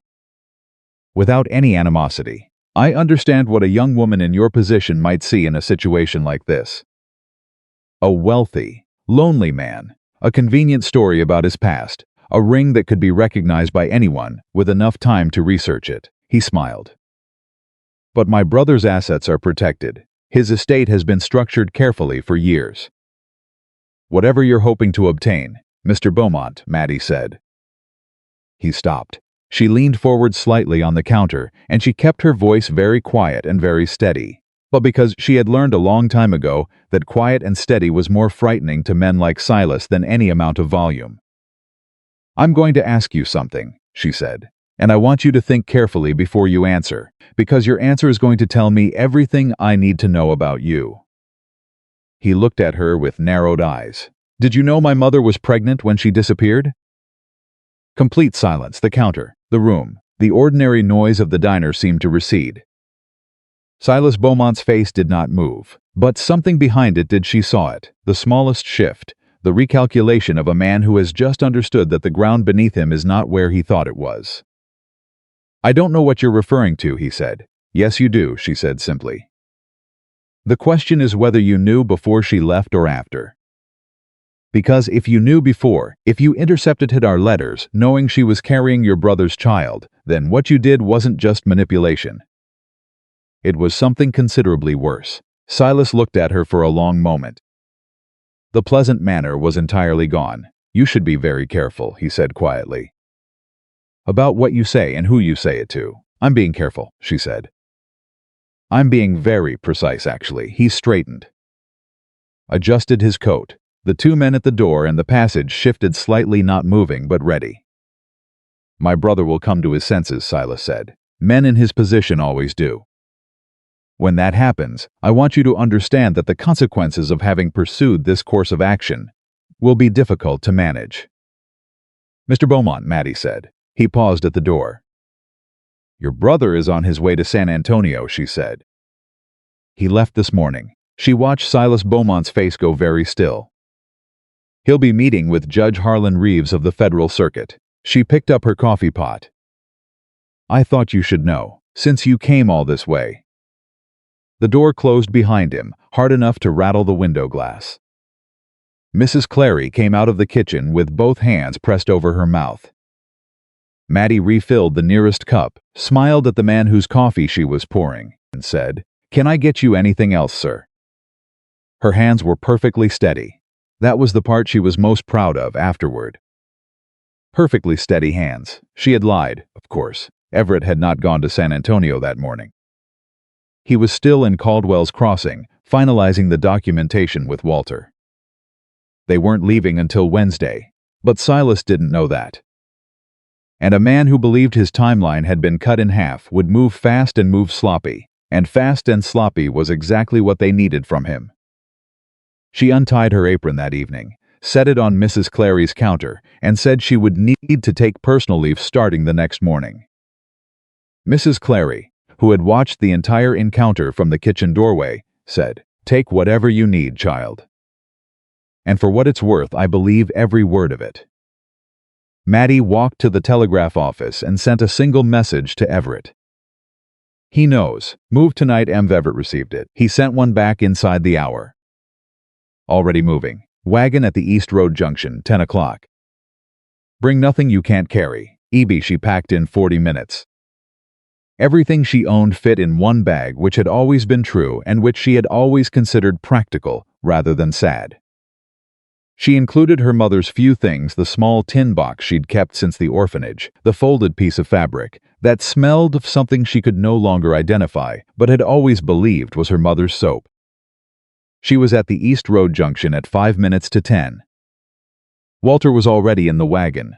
Everett was beside it, and he looked like a man who had been planning for a fight his entire life and had finally arrived at it. "Silas will be riding for San Antonio by morning," Everett said the moment she climbed up. "He'll try to reach Reeves before us. Get there first and start building the narrative." Can he reach Reeves? Not directly. Reeves has no prior relationship with the Beaumont family, but Silas has contacts in San Antonio who'll make introductions. He clicked the reins and the wagon moved. "We have a head start. If we ride through the night, we arrive before he can make any moves." "You're sure about Reeves?" she asked. "I've been sure of 3 things my whole life," Everett said. "The land, the cattle, and my word. I gave my word to Harlan Reeves in a dispute 15 years ago. I told the truth when lying would have served me better." He remembered it. He paused. He's a man who remembers that kind of thing. They rode in silence for a while. The night was cold and enormous, in the way West Texas nights are: the sky too full and too indifferent to everything happening beneath it. Maddie sat with her bag on her lap and watched the darkness and thought about her mother riding through a Texas night 30 years ago, alone, with a child coming, and no answers and no ring anymore. "She sold the ring in November," Maddie said. "What month did she die?" "Father Whitaker's record says March of 67, Walter said from the back, apparently not asleep after all. "She survived 4.5 years after she sold it." "Yes. She kept you alive for 4.5 years, Everett said. Not to anyone in particular, just saying it into the darkness. Maddie looked at the road ahead. "I'm going to restore the Laurent land," she said. "Whatever gets recovered from your brother's trust." That land belonged to her family. It should come back to something that matters. "I agree completely. I'm not asking for your agreement," she said. "I'm telling you my intention, so there's no confusion later about what I expect from this." Everett was quiet for a moment, then understood. "And I'm keeping my name," she said. "Madeleine Laurent. Legally, formally, whatever the process requires. Walter can file the paperwork in San Antonio while we're there." Good. They were 4 hours out from Caldwell's Crossing, and the night was at its coldest when Walter said, from the back of the wagon, in a voice that was entirely too casual, "There are 2 riders coming up behind us." Everett's posture changed instantly. Maddie turned. 2 horses, moving fast, the kind of fast that had nothing to do with traveling somewhere and everything to do with catching something. "Silas's men?" she asked. "Don't know yet." Everett's hand moved toward the rifle on the seat beside him. "Could be coincidence." "No," he said flatly. "It's not." The riders gained on them steadily. The wagon was heavy, and the road was rough, and there was no way to outpace 2 horses on open ground. "What do we do?" Walter asked. His voice was steady for a man his age in a wagon being run down in the dark. Maddie looked at the road ahead. She looked at the riders behind. She looked at the rifle beside Everett, the documentation satchel at Walter's feet, and the narrow band of gray light that showed a crossroads about a quarter-mile ahead. "Turn left at the crossroads," she said. "That road goes through Harmon's Gulch," Everett said. "It adds an hour. Do it anyway." He looked at her sideways. "Silas's men know the direct road," she said. "They know exactly where we'd stop, where we'd water the horses, where we'd be most exposed. They've ridden this way before." She paused. "Have they ridden the Gulch Road?" Everett thought for exactly 2 seconds. "Silas doesn't like the Gulch Road," he said. "Too narrow. Can't see what's coming, exactly." He turned the wagon left at the crossroads without another word. The two riders behind them slowed at the junction. She heard it, the change in hoofbeat rhythm, the pause of men who hadn't expected a deviation. Then they took the direct road, the wrong road. Walter let out a long breath that he had clearly been holding for several minutes. "Miss Laurent," he said. She looked back at him. "I want you to know," he said carefully, "that in 40 years of working for the Beaumont family, I have never once underestimated someone so badly as I underestimated you when I first saw you walk into that rented room." Maddie faced forward. "Most people do," she said. Everett said nothing. But she caught the expression on his face in the thin moonlight. It was the particular expression of a man who is looking at someone and understanding, perhaps for the first time, the full measure of what he is looking at. Not a waitress, not an orphan, not a woman in a difficult position who needed to be protected. His daughter, Vivienne Laurent's daughter, carrying 30 years of her mother's silence and her mother's sacrifice and her mother's refusal to be broken, carrying all of it forward in a cotton dress with a single bag and perfectly steady hands. They rode through the night. And when the first gray light of morning began to spread across the eastern sky ahead of them, Maddie Caldwell Madeline Laurent sat up straight on that wagon bench and watched San Antonio materialize slowly out of the Texas dawn. She had one name in her pocket, one satchel of documents in the wagon, and one chance to stand in front of a federal judge and lay out 30 years of deliberate cruelty in plain language. She had been preparing for this her whole life. She just hadn't known what it was preparation for. Until now. San Antonio arrived the way cities arrive after a long night on a hard road suddenly, and with more noise than a person was prepared for. Maddie had been to San Antonio twice in her life, both times for orphanage business, both times she had stayed no longer than a day. She knew it well enough to know that it operated on a different scale than Caldwell's Crossing: more money, more lawyers, more men who made decisions that affected people they would never meet. More men like Silas Beaumont, in other words. Men who understood that power was a language and that you had to speak it fluently or it would be spoken over you. She intended to speak it fluently. They arrived at Judge Harlan Reeves's courthouse at 8:30 in the morning, which meant they had been on the road all night, and Maddie had slept approximately 40 minutes sitting upright on a wagon bench, which was not ideal but was manageable. She had combed her hair in the last hour of the drive, using the small comb she kept in her bag, and she had straightened her collar and brushed the road dust from her coat with her hands. And she was fairly certain, like exactly what she was, a woman who had ridden through the night, because the matter was urgent enough to require it, and who was not going to apologize for arriving without the time to change her dress. Walter moved to the clerk's desk the moment they were inside. He had sent a letter 3 days prior through Everett's contacts, not explaining everything, but enough to ensure they would be received. The clerk looked at the name Beaumont, looked at the letter, and disappeared through a back door without asking them to sit down. Everett stood beside Maddie in the corridor and said nothing for a moment. Then he said, "How are you?" "Ready," she said. "Maddie." "How are you?" She looked at him. "Tired," she said honestly. "And angry. But I've been tired and angry before, and it hasn't stopped me yet." He nodded once. The clerk reappeared. "Judge Reeves will see you." Harlan Reeves was a large man, not in physical stature but in the way certain people occupy a room with a settled authority that didn't need to announce itself. He was perhaps 60. with a white beard trimmed close and reading glasses pushed up on his forehead, and the particular quality of attention that very good judges develop over decades of being the persons in the room responsible for getting things right. He looked at Everett first, with the recognition of men who had done honest business with each other years ago. Then he looked at Maddie. His eyes were sharp and unhurried. "Miss Caldwell," she said. "Madeleine Laurent. I'm in the process of correcting the record." Something shifted in his expression. "Not surprise exactly. Sit down," he said. "Both of you." Walter laid the satchel on the desk and began organizing the documents in the careful sequence he had spent the last week constructing. The ledger pages first, then the property records, then the Aldridge firm payments, then the church record from Father Whitaker, then the 3 letters from Vivienne Laurent, arranged in chronological order.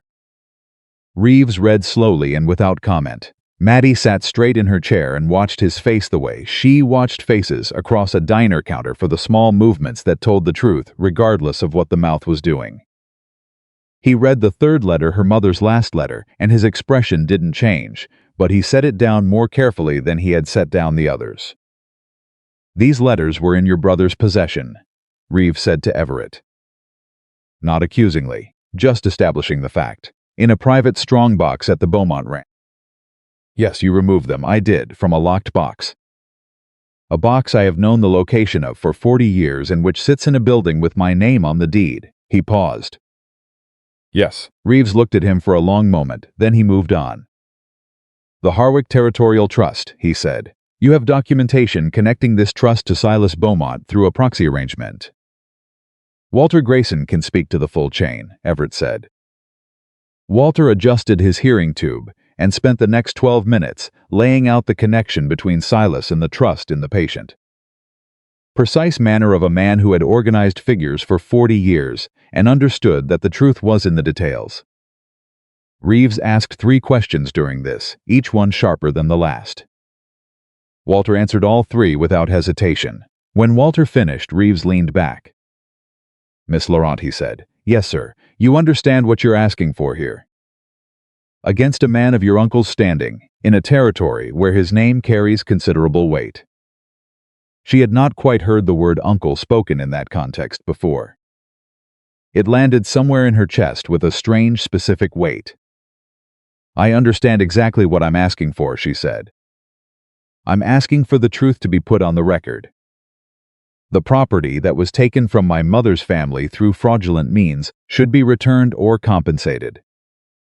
The letters that were intercepted are evidence of deliberate interference in a legal engagement and a subsequent birth. My legal identity as Everett Beaumont's daughter should be established through the documentation we've provided." She paused. "I'm not asking for anything that doesn't belong to me by right. I'm asking for nothing more and nothing less." Reeves looked at her for a long moment. "How old are you?" he asked. 26. "Where did you work before this morning?" "Clary's Diner in Caldwell's Crossing," she said. "I was a waitress for 9 years. And before that, Harrow County Orphanage, from the age of 6. Reeves was quiet. "You have no legal counsel," he said. "I have Walter Grayson, who understands the documentation better than any attorney we could have found on 48 hours' notice, and I have a clear account of the facts." She met his eyes. "I find that's generally sufficient when the facts are on your side." Something moved across Reeves's face that might, on a less controlled man, have been the beginning of a smile. "I'll need 3 days to review the documentation and issue a preliminary finding," he said. "During that time, I'll be asking Silas Beaumont to present himself before this court and respond to the evidence on record." He looked at Everett. "I'm issuing a hold on all property transfers connected to the Harwick Territorial Trust effective immediately. Nothing moves until I say it does. Silas will challenge that," Everett said. "He's welcome to," Reeves said flatly, "from inside this jurisdiction." Maddie walked out of that courthouse into the San Antonio morning and stood still for a moment on the step. Everett came out behind her. "You did well in there," he said. "I told the truth," she said. "That's not an accomplishment. That's the minimum. For some people in some rooms, it's more than the minimum." She thought about that. "He's going to fight this," she said. Silas. He'll come here himself and he'll bring lawyers and he'll build a case. Yes. What does his case look like? What does he say to counter the letters? Everett was quiet for a moment. He says the letters are forgeries, he said. That a woman trying to extort money from a wealthy family produced documents designed to look authentic. That you found out about Vivienne Laurent through research and constructed a story around her.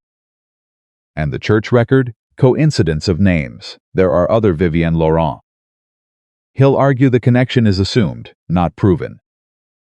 Maddie looked at the street. Then we need something else, she said. Something that can't be called coincidence or forgery. What are you thinking? She turned to face him. The ring, she said. My mother described it in specific terms. The gold, the green stone, the mark on the inside of the band. She described it to her 6-year-old daughter before she died, and that daughter recognized it 30 years later across restaurant table. She paused. Have a jeweler examine the ring. Document when it was made, by whom, the specific characteristics. Then compare that documentation against the description I can provide from memory, the description my mother gave me. She held his gaze. A forger can manufacture letters. A child cannot invent the interior mark of a ring she has never physically seen. Everett looked at her. He reached up and took the ring off his finger. He had not taken it off in 30 years. She understood that without being told, understood it from the pale band of skin beneath it, and from the particular, careful way he held it after it came off, like it had weight that had nothing to do with the gold. He held it out to her. She looked at it in his palm. Is there a mark on the inside? She asked. She needed to ask it with him holding it, before she touched it, because she needed him to see that she was asking before she looked. Yes, he said. What does it say? It's not words. It's a symbol. A small compass rose. My father had it placed on all the significant Beaumont family pieces. Maddie nodded slowly. My mother said there was a mark, she said. She said she used to trace it with her finger when she was frightened. She never told me what it was. She reached out and picked up the ring. She turned it over and looked at the interior of the band. A small compass rose, delicately engraved, the kind of detail that would survive decades in good gold. She closed her fingers around it. I need to keep this, she said. For the jeweler's examination. Keep it as long as you need it, he said. She put it in the inner pocket of her coat. They took rooms at a modest hotel near the courthouse. Maddie insisted on modest, because she was not going to spend Everett Beaumont's money on luxury while this case was still unresolved. And because she wasn't going to give Silas a single angle from which to build a story about her motives. Walter took the room between theirs, which he said was for convenience, but which she suspected was because the old man was considerably more protective of her than he let on. Silas arrived the following morning. She knew he was in San Antonio before she saw him. Everett received a message at breakfast from a contact in the city who moved in Silas's circles. He had arrived late the previous evening with 2 lawyers from Houston and had spent the night at the most expensive hotel in the city, which was exactly the move of a man who wanted his status visible before his arguments were heard. She was having coffee in the hotel dining room when she saw him through the window, crossing the street with his lawyers flanking him, like a man who understood that he was performing power as much as exercising it.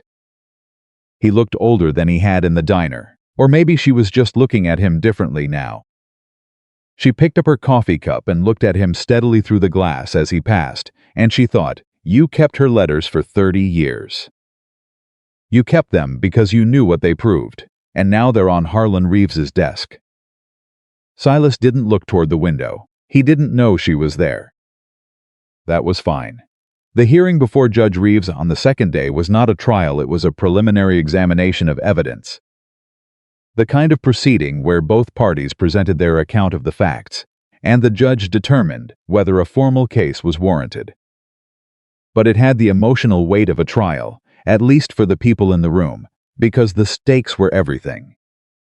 Silas's Houston lawyer was smooth and expensive and spoke in the languid manner of a man who had won cases through accumulated authority rather than argument. He called the letters forgeries in a tone just that this conclusion was so obvious as to barely merit discussion. He described Maddie as a woman of no verifiable background, no family connections, and no legal standing to bring claims against the Beaumont estate. He used the word opportunist twice, with a delicacy that was designed to land like a slap without sounding like one. Maddie sat still through all of it. Everett, beside her, was less still. She could feel the tension in him, the old anger that had been sitting under 30 years of controlled surface, finally finding the pressure of a room where it couldn't be entirely managed. She put her hand briefly on his arm, not to comfort him, but to remind him that controlled was more dangerous than furious in a place like this. He heard it. She felt him settle. When it was her turn to speak, she stood without notes. She told the story of the ring, not the legal story, the human story. Her mother's voice in a charity ward, the specific description of a gold band and a green stone. The words dark and deep, like looking down into still water. The fact that a woman dying in poverty had spent her final coherent days making sure her daughter could recognize a piece of jewelry she had never seen. She told it plainly, in the direct American vernacular she had grown up speaking, without dramatic pause and without performance, because she was a woman who had learned that truth told plainly was more powerful than truth told beautifully. Then she described the compass rose. "My mother told me there was a mark on the inside of the band," she said. She said she used to trace it with her finger when she was frightened. She never described the mark itself. She didn't know what it was, only that it was there. She paused. "I had not seen or touched that ring before the morning, Mr. Beaumont came into Clary's diner. But 2 days ago, when I held it for the first time, I found the mark exactly where she said it would be. A compass rose engraved on the interior." She looked at Reeves directly. "A forger can copy a letter. A woman cannot fabricate the memory of a detail her dying mother traced with her finger 30 years ago." The room was very quiet. Silas's lawyer said something about coincidence and inference. Reeves cut him off with a single raised hand. "Mr. Beaumont," he said, looking at Silas directly, "the Harwick Territorial Trust. You are listed as the originating beneficiary under the proxy arrangement documented in these records. Is that your signature on the 1861 notarization?" Silas sat very straight. "I would need my counsel to review the documentation before." "Is that your signature?" Reeves said again, the same tone. The tone of a man who had sat on a bench for 30 years and had no patience left for deflection on direct questions. Silas looked at his lawyer. His lawyer gave the smallest possible shake of his head. "I decline to answer without proper review," Silas said. Reeves wrote something down. In Maddie's experience, judges writing things down was either very good or very bad, depending on what had just been said. In this case, she was fairly certain it was very good. It was outside the courthouse, after Reeves had dismissed the preliminary hearing and announced he would issue his finding within 48 hours, that Silas Beaumont found her alone. She had stepped out ahead of Everett while he spoke with Walter. She was on the courthouse steps, breathing the afternoon air, when she heard footsteps and turned.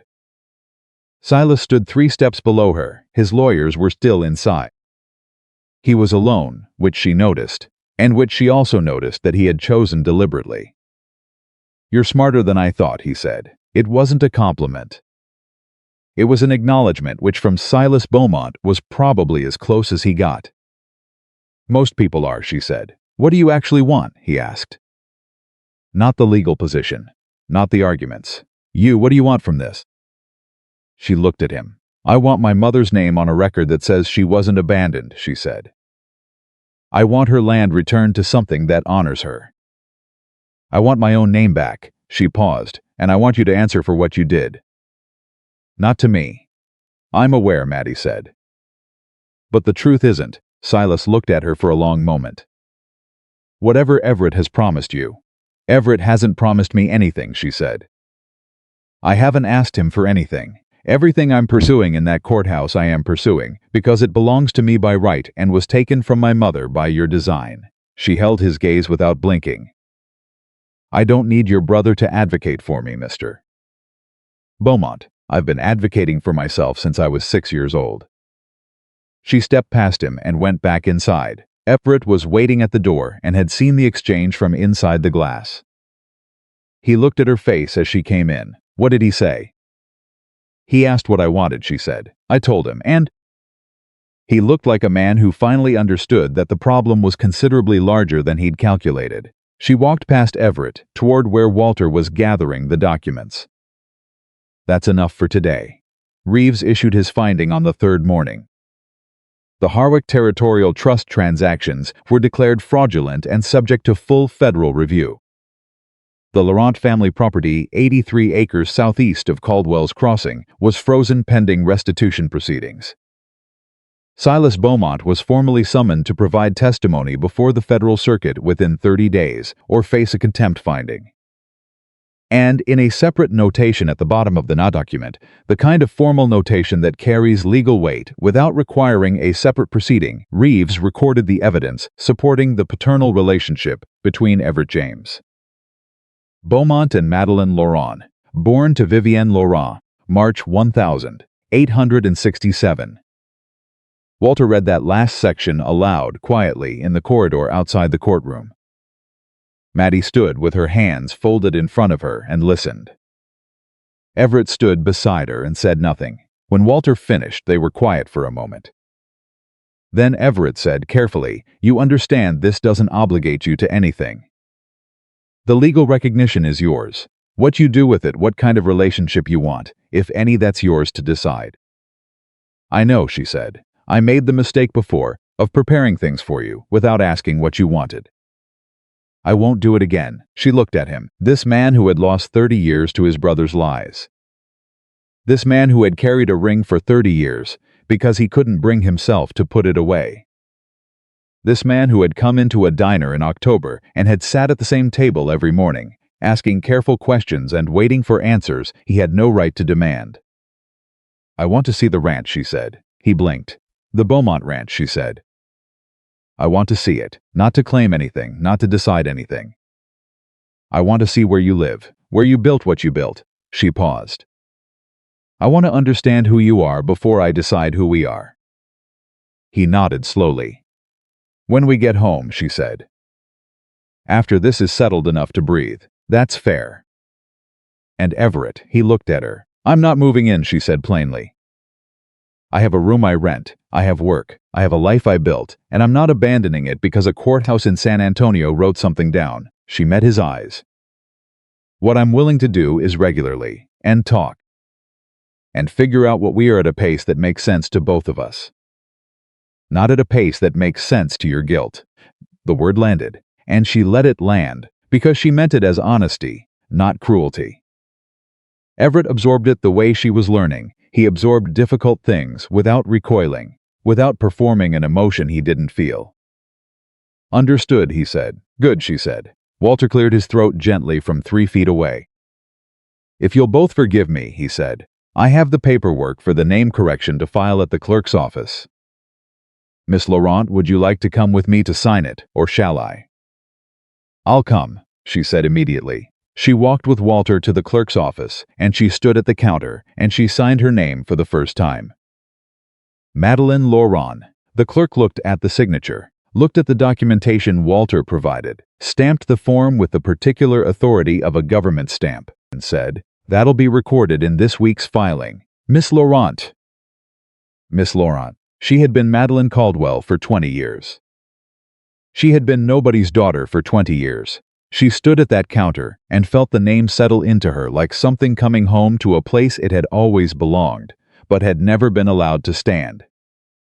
She did not cry at the clerk's counter. She waited until she was outside, and Walter had tactfully moved ahead to speak to someone he had apparently spotted across the street. And then she stood on the sidewalk in San Antonio and allowed herself 60 seconds of being entirely privately undone. 60 seconds. She counted them, then she straightened her collar, picked up her bag, and walked forward. When Everett fell into step beside her, he didn't say anything. He simply walked, which was, she was beginning to understand, one of the things about him that was worth something. The drive back to Caldwell's Crossing felt different from the drive out. Part of it was daylight, and part of it was the absence of men on horseback behind them. But most of it was something harder to name, the particular quality of a journey taken toward something rather than away from something. They were an hour out from San Antonio when Walter fell asleep and Everett spoke. "I want to tell you something," he said, "before we get back and everything becomes complicated again." She waited. "I came into that diner the first day because I was passing through on business," he said.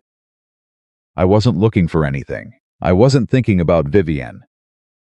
I had spent a long time not thinking about Vivienne, because thinking about her was something I had taught myself to stop doing." He paused. "And then you said what you said. And something in me that I had spent 30 years learning to be quiet just stopped being quiet." Maddie looked at the road ahead.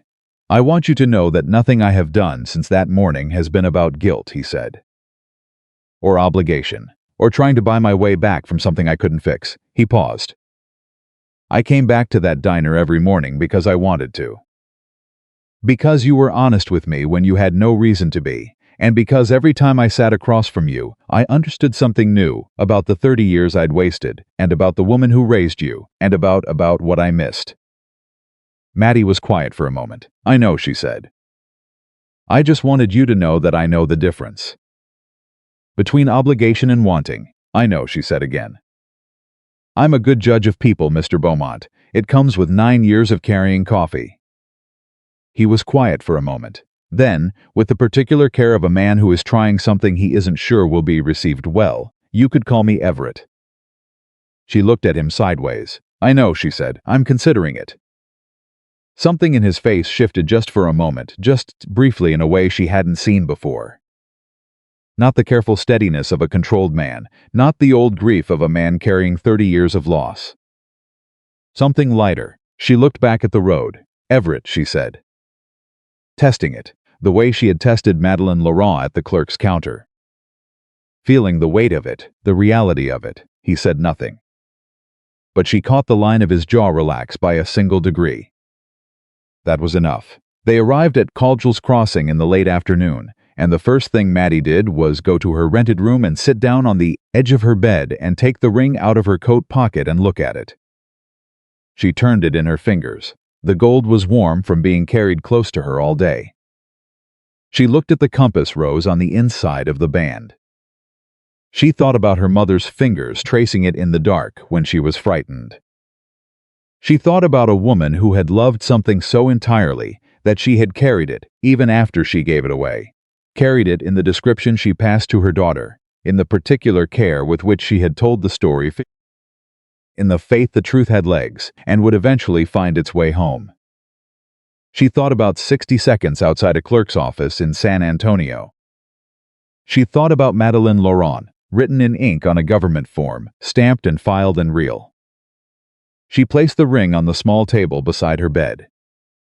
She would return it to Everett tomorrow. But tonight, she let it sit there in the quiet of her room, that small gold circle with the deep green stone. Like a compass that had finally stopped turning, like a thing that had traveled a very long way and arrived at last. The federal finding changed things in Caldwell's Crossing, the way a stone dropped in still water, changes things not all at once, but in rings that spread outward until they reached every edge. Silas Beaumont appeared before the federal circuit in San Antonio 3 weeks after Reeves issued his preliminary finding. He brought 4 lawyers this time. He brought character witnesses, property records, and a carefully constructed narrative about a grieving brother who had only ever tried to protect the Beaumont family from exploitation and instability. He was composed, and he was prepared, and he was, by every outward measure, exactly the kind of man that a courtroom in 1893 was designed to believe. He was also, for the first time in 30 years, on the wrong side of the documentation. Walter Grayson testified for 2 hours. He was 90 years old and held his copper hearing tube steady and answered every question in the patient, precise manner of a man who had spent his life making sure numbers told the truth. And the numbers told the truth that day with a clarity that Silas's 4 lawyers could not obscure, regardless of how many ways they tried to reframe it. Maddie did not testify at the circuit hearing. Reeves had enough without her, and she had made her account already. But she was in the room, and Silas knew she was in the room. and she watched him know it every time his gaze moved across the seats and found her sitting straight-backed in a plain gray dress, with her hands folded and her face composed and her eyes steady. She did not look away from him once. He looked away from her 4 times. She counted. The circuit court found for the record. Silas Beaumont was ordered to surrender the Harwick Territorial Trust assets, including all properties acquired through the proxy arrangement between 1,861 and 1,863. The Laurent land 83 acres southeast of Caldwell's Crossing was among them.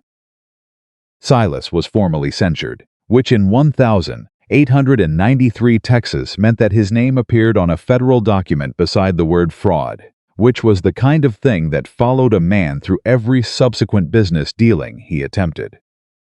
He did not speak to Maddie after the finding was read. He walked past her in the corridor with his lawyers, and he looked at her once a single sharp look, and she looked back at him with the same steady gaze she had used across a diner counter for 9 years. The gaze of a woman who had decided that a person's reaction to her was not her responsibility to manage. He kept walking. She let him go. Outside the courthouse, Everett stood beside her on the steps while Walter hailed a wagon, and he said, "It's done." "Most of it," she said. "Yes," she agreed. The important part. She reached into her coat pocket and took out the ring. She had been carrying it for 3 weeks through the hearing and the waiting and the slow machinery of justice grinding toward a conclusion. She held it out to him. He looked at it in her palm. "Keep it," he said. "Everett, not as payment, not as any kind of obligation." He looked at her. "Keep it because your mother wore it, and because she described it to you so you could recognize it, and because you're the reason it finally found its way to the right place." He paused. "Keep it because I've been carrying it as a punishment for 30 years, and it deserves to mean something better than that." Maddie looked at the ring. She thought about her mother's fingers, tracing the compass rose in the dark. She closed her hand around it. "I'll think about it," she said. Which both of them understood meant yes. The Laurent land was transferred formally in December of 1893, 2 months after the circuit finding. The deed came in a document envelope that Walter delivered to Maddie's rented room on a Tuesday afternoon, and she sat at her small table and read it carefully twice, the way she read anything important. 83 acres. Her grandfather Armand Laurent had come from Louisiana and built a farm on that land in the 1840s. He had cleared it and tended it, and raised a family on it and died on it. And then Silas Beaumont had taken it with paperwork and lawyers, and the assumption that a French Creole family with no political connections in West Texas had no mechanism to fight back. He had been right at the time. He was wrong now. Maddie folded the deed carefully and put it in the tin box she had kept since the orphanage, the same tin box that held the small piece of folded fabric that smelled of her mother's soap and the few other fragile things she had carried across 20 years of having nothing. She was going to do something with that land. She had known for weeks what she was going to do with it. She had been thinking about it on the drive back from San Antonio, during the long quiet miles when Walter was asleep and Everett was driving, and the Texas night was too large and too honest for anything less than honest thinking. She was going to build something. She told Everett on a Sunday morning at the ranch, which was where she had been coming on Sunday mornings for 6 weeks by then, not because he had asked her to and not because she felt she owed it to him, but because she had decided to understand who he was before she decided who they were, and understanding required presence. The ranch was larger than she had imagined. Not ostentatious, it was a working ranch, built around function rather than display, and everything in it carried the particular quality of things that had been maintained carefully over a long time. The men who worked there knew Everett by name and spoke to him with the directness of men who had been allowed to be direct, which told her something important about how he ran the place. He poured coffee the way she had poured it for him in the diner carefully, without spilling, and she had noticed from first that he had bought the same blend Mrs. Clary used, which she chose not to comment on but did choose to remember. "I'm going to build a boarding house on the Laurent land," she told him that morning, without preamble, The way she had learned he preferred important things, said directly and without decoration. For women who need somewhere to land, widows, women traveling alone, women starting over. Women who need a place that isn't a charity ward. She thought of her mother in the charity ward. She thought of herself at 6 years old on cold floorboards. And for children, she added, I'm not building an orphanage. I'm building a home. There's a difference. An orphanage tells a child what they are. A home tells them where they belong. Everett held his coffee cup and listened. He had learned, in 6 weeks of Sunday mornings, that when Maddie was telling him something important, the correct response was to listen completely and speak after, not during. What do you need? He asked when she finished. I need lumber, she said. I need a carpenter I trust. I need a well dug and a kitchen built that can feed 20 people. She paused. I have the land and I have the deed and I have the plans already drawn. She put the folded papers on the table between them. She had drawn them herself in the evenings after work, with the focused precision of who had been carrying a specific idea long enough to know its dimensions exactly. What I don't have is the capital to start. He looked at the plans. This is good work, he said. I'll fund it. It's a loan, she said immediately. Documented. I'll pay it back from the boarding house income. Maddie, it's a loan, she said again. I'm not building my mother's legacy on a gift I didn't earn. I'm building it on land that belongs to her family and capital I'll repay with interest. He looked at her for a long moment. 4% interest, he said. 3, she said. On account of the fact that you owe my mother 30 years of compound interest on a different kind of debt entirely. Something happened in Everett Beaumont's face that she had never seen there before. He laughed. Not a polite laugh, not a controlled laugh, a real one. Short and surprised and entirely genuine. The laugh of a man who has been caught completely off guard by someone he was already paying close attention to. She looked at him steadily. 3%, he said.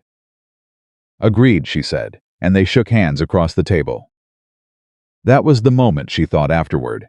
Not the courthouse in San Antonio. Not the church record in Millhaven. Not the night on the road when she had looked at the compass, rose in the moonlight, and felt her mother's fingers on it before hers. That was the moment she decided who they were. Construction on the Laurent boarding house began in February of 1894. Everett showed up on the first day with a hammer in his hand, which surprised the carpenter and surprised the 2 men from the ranch he'd brought to help, and did not surprise Maddie at all. You don't have to do this, she said. I know, he said, and picked up a board. She watched him work alongside men half his age, without complaint and without the particular kind of self-congratulation that wealthy men often perform when they do physical labor in public. He was simply there, doing the work, without making the work about himself. That told her more about him than 6 months of Sunday morning conversations had. Word spread through Caldwell's Crossing, the way word always spread through small Texas towns, fast and imprecisely, arriving at people with details added or subtracted, depending on the sympathies of whoever was doing the spreading. What most people understood was that the Beaumont ranch owner was building something on the old Laurent acreage with the woman who used to work at Clary's Diner, and that there was apparently a legal situation involved, and that Silas Beaumont was no longer welcome at the 3 most important business tables in the county. Mrs. Haverford, who had strong opinions about everything and made sure they were known, told anyone who asked that she had always thought Maddie Caldwell was more than she appeared, and that it was about time the truth had been told about the Beaumont family situation, and that the boarding house was an excellent idea that she personally planned to support. This endorsement was more valuable than it appeared, because Mrs. Haverford had lived in Caldwell's Crossing for 40 years, and her endorsement was the closest thing the town had to a community seal of approval. Emmett Pruitt sent lumber. The 2 railroad men from the counter sent a donation through the county clerk's office with a note that said simply, "For the Laurent house." We heard the story. Maddie read that note, standing at her table in the evening, and she thought about the way things move through the world, not through grand gestures or official proclamations, but through small acts of people deciding that something mattered and acting accordingly.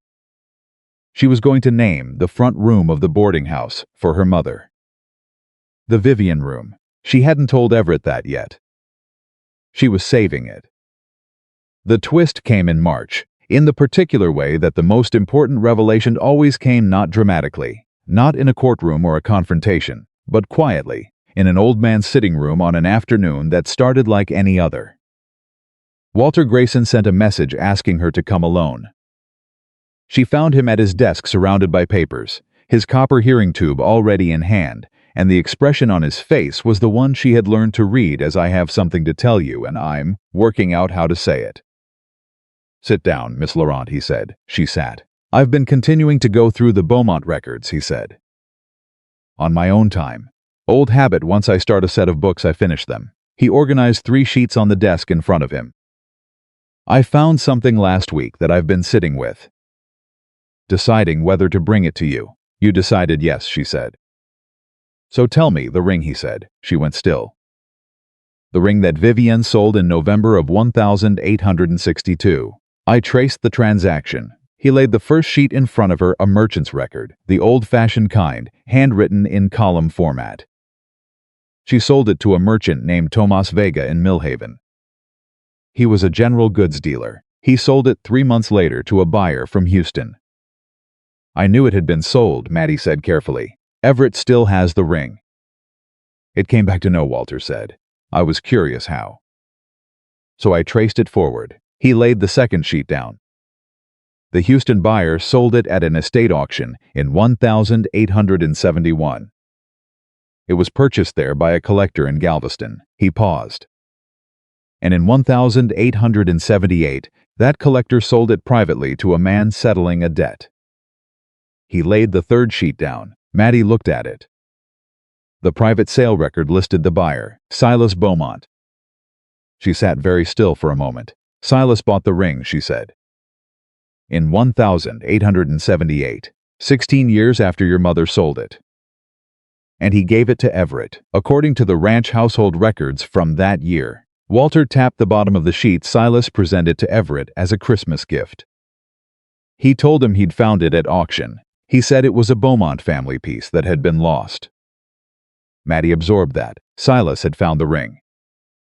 He had found the ring that Vivienne Laurent had sold in desperation during the hardest winter of her life, the ring she had given away, so her daughter could have medicine, the ring she had parted with and never seen again. And Silas had bought it, and then he had given it to his brother. Why, Maddie said. She stopped, because she understood why. Because Silas Beaumont was a man who kept things, records, letters, information. He kept them because he understood that possession was power. And the ring was not just jewelry, the ring was the connection. The proof. The thing that, if it ever surfaced in the right hands with the right story attached, could unravel 30 years of careful construction.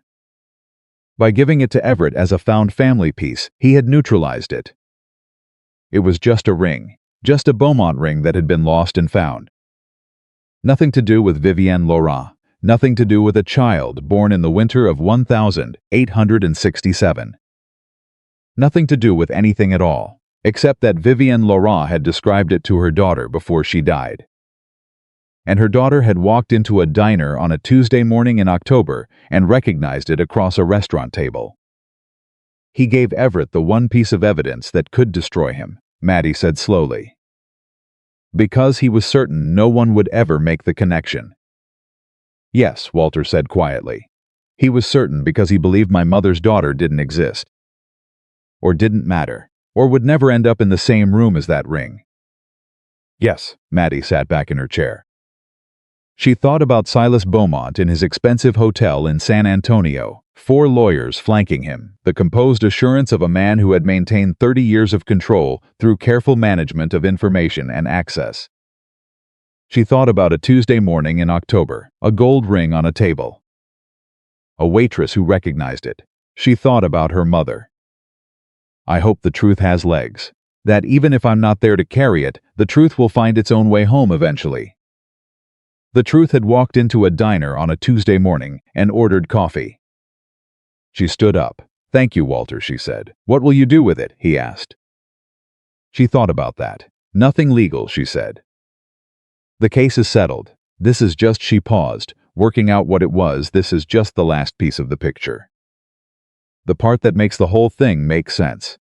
She walked to Everett's ranch that evening. She had never come unannounced before. Sunday mornings were the arrangement, and she kept her arrangement because she was a person who believed that reliability was a form of respect. But this couldn't wait until Sunday. He came to the door when she knocked and looked at her face and said, "Come inside." She sat at the kitchen table and told him what Walter had found. He listened the same way he always listened, completely, without interrupting.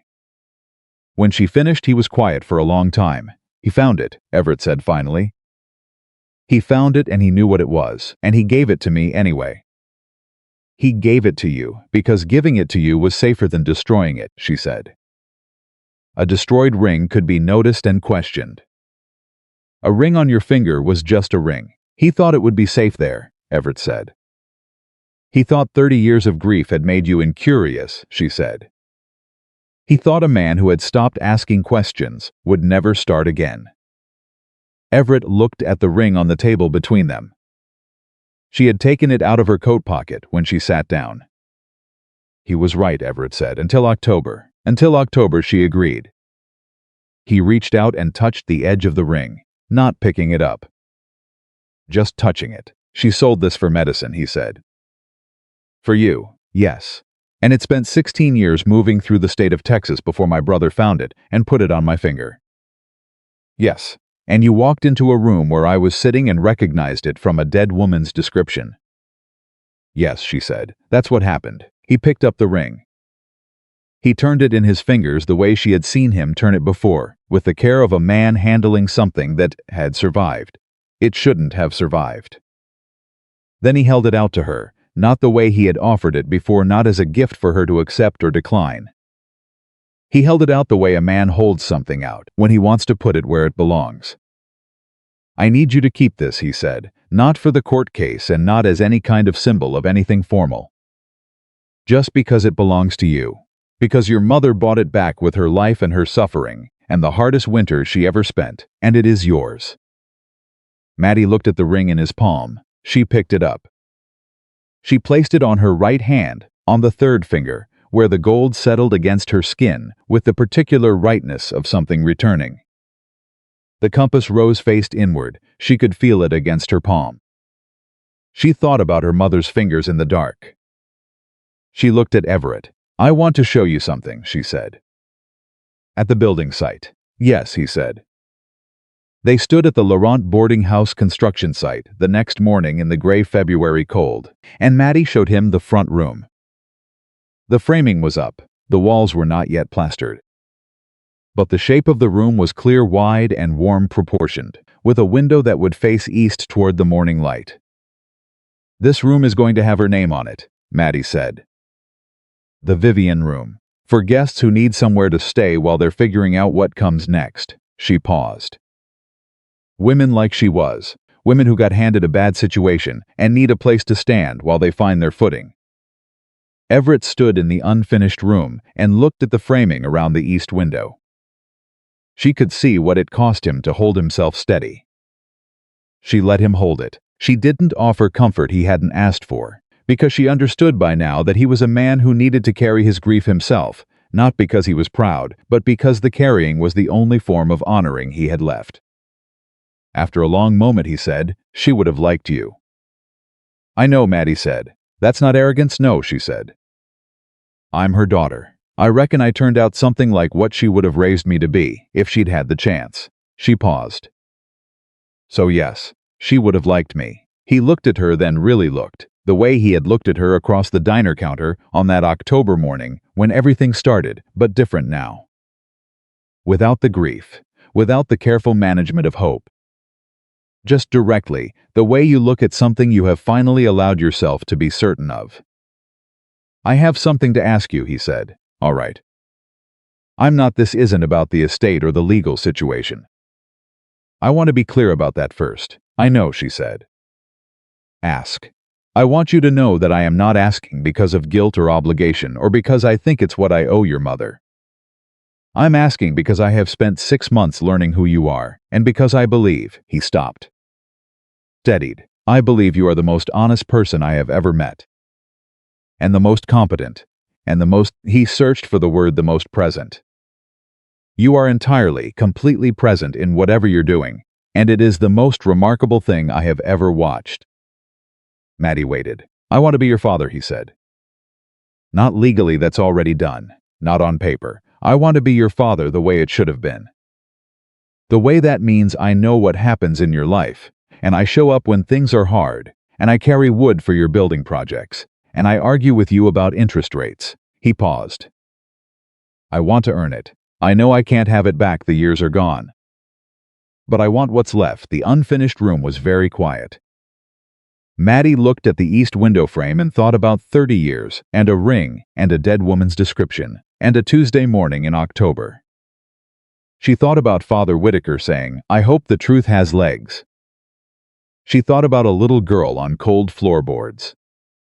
She thought about a man who had come into a diner every morning for 2 weeks and sat at the same table, and asked careful questions and waited, with the patience of someone who understood that some things couldn't be rushed and couldn't be bought and couldn't be demanded, only earned.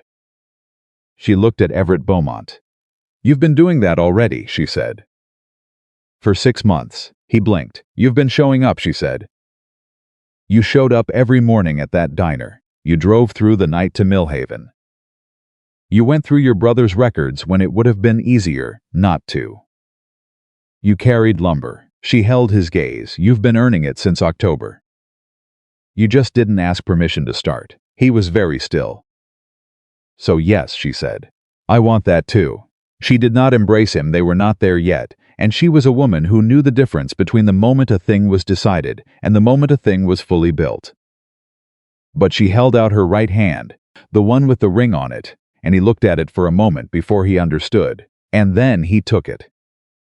They shook hands, the way they had shaken hands over the loan for the boarding house. Solid, deliberate, real. The Laurent boarding house opened in September of 1894 on a Wednesday morning, which was not a particularly significant day in the calendar, but which Maddie had chosen because she liked the specific ordinariness of it. A thing that was meant to be part of regular life should begin on a regular day. The Vivian room was the first one finished. It had a quilt on the bed that Mrs. Haverford had organized the local women to make, and a small lamp on the table, and a window that faced east so that the morning light came in clean and direct. The first guest was a woman named Clara, who had traveled alone from Oklahoma with 2 children and a bag smaller than Maddie's own. She stood in the doorway of the front room and looked around with the expression of someone who had been moving for so long they had forgotten what it felt like to stop. Maddie showed her the Vivian room. "It's yours for as long as you need it," she said. Clara looked at the east window, at the quilt, at the lamp. "I can pay eventually," she said. "I don't have much now, but—" "When you can," Maddie said. "Not before. That's the arrangement here." Clara looked at her for a long moment. "Who was Vivian?" she asked, reading the name above the door. "My mother," Maddie said. By winter of 1894, every room in the boarding house was full. By spring of 1895, Maddie had begun drawing plans for a second building on the Laurent land. And Walter Grayson had drafted the loan amendment with 3% interest, and the kind of careful detail that only a man who had spent 40 years making sure numbers told the truth could produce. Everett came every Sunday morning. He had started coming on Tuesday mornings as well, which neither of them commented on, but both of them noted. He had also, quietly and without announcement, begun funding a small school on the edge of the Laurent property, which he described as a business investment in the productivity of the region, which Maddie found transparently unconvincing and chose not to argue about because the school was more important than the argument. On a Sunday morning in April, sitting at the kitchen table of the boarding house with coffee between them, and the sound of the building alive around them, guests in the common room, children somewhere outside, Clara's eldest reading aloud to 2 younger children in the Vivian room, Maddie took the ring off her finger and set it on the table. Everett looked at it. "I've been thinking about it," she said. About the ring? About where it belongs. She looked at it. My mother gave it away so I could survive, and it spent years moving through the world until it came back to your hand. And then it came to mine. She paused. I don't think it's meant to stay in one place. I think it's meant to be passed. To who? She looked at him. Someday, she said. There'll be a girl in this house who needs to understand that the truth doesn't disappear just because someone tries to bury it. That the things done out of love have a way of surviving everything thrown against them. She touched the edge of the ring. When that girl comes along, I'll know her, and I'll give it to her. Everett looked at the ring for a long moment. Your mother would agree with that, he said. I know, Maddie said. It's what she did. She picked up the ring and put it back on her finger, where the compass rose settled against her palm. Outside, spring was moving across the Laurent land with the particular confidence of things that had been interrupted for too long and were finally, stubbornly, insisting on arriving. The boarding house was full. The school had 7 students. The deed on the land had the right name on it. And Madeleine Laurent, daughter of Vivienne, daughter of Everett, keeper of the greenstone ring and the truth that had walked through 30 years to find her, sat at her kitchen table in the morning light and drank her coffee, and knew with the quiet, unshakable certainty of a woman who had built everything she owned with her own hands and her own mind, and her own refusal to stop moving forward, that the truth her mother had sent out into the world had finally, completely, irrevocably come home. Some fortunes are built with land and cattle and the accumulated weight of years.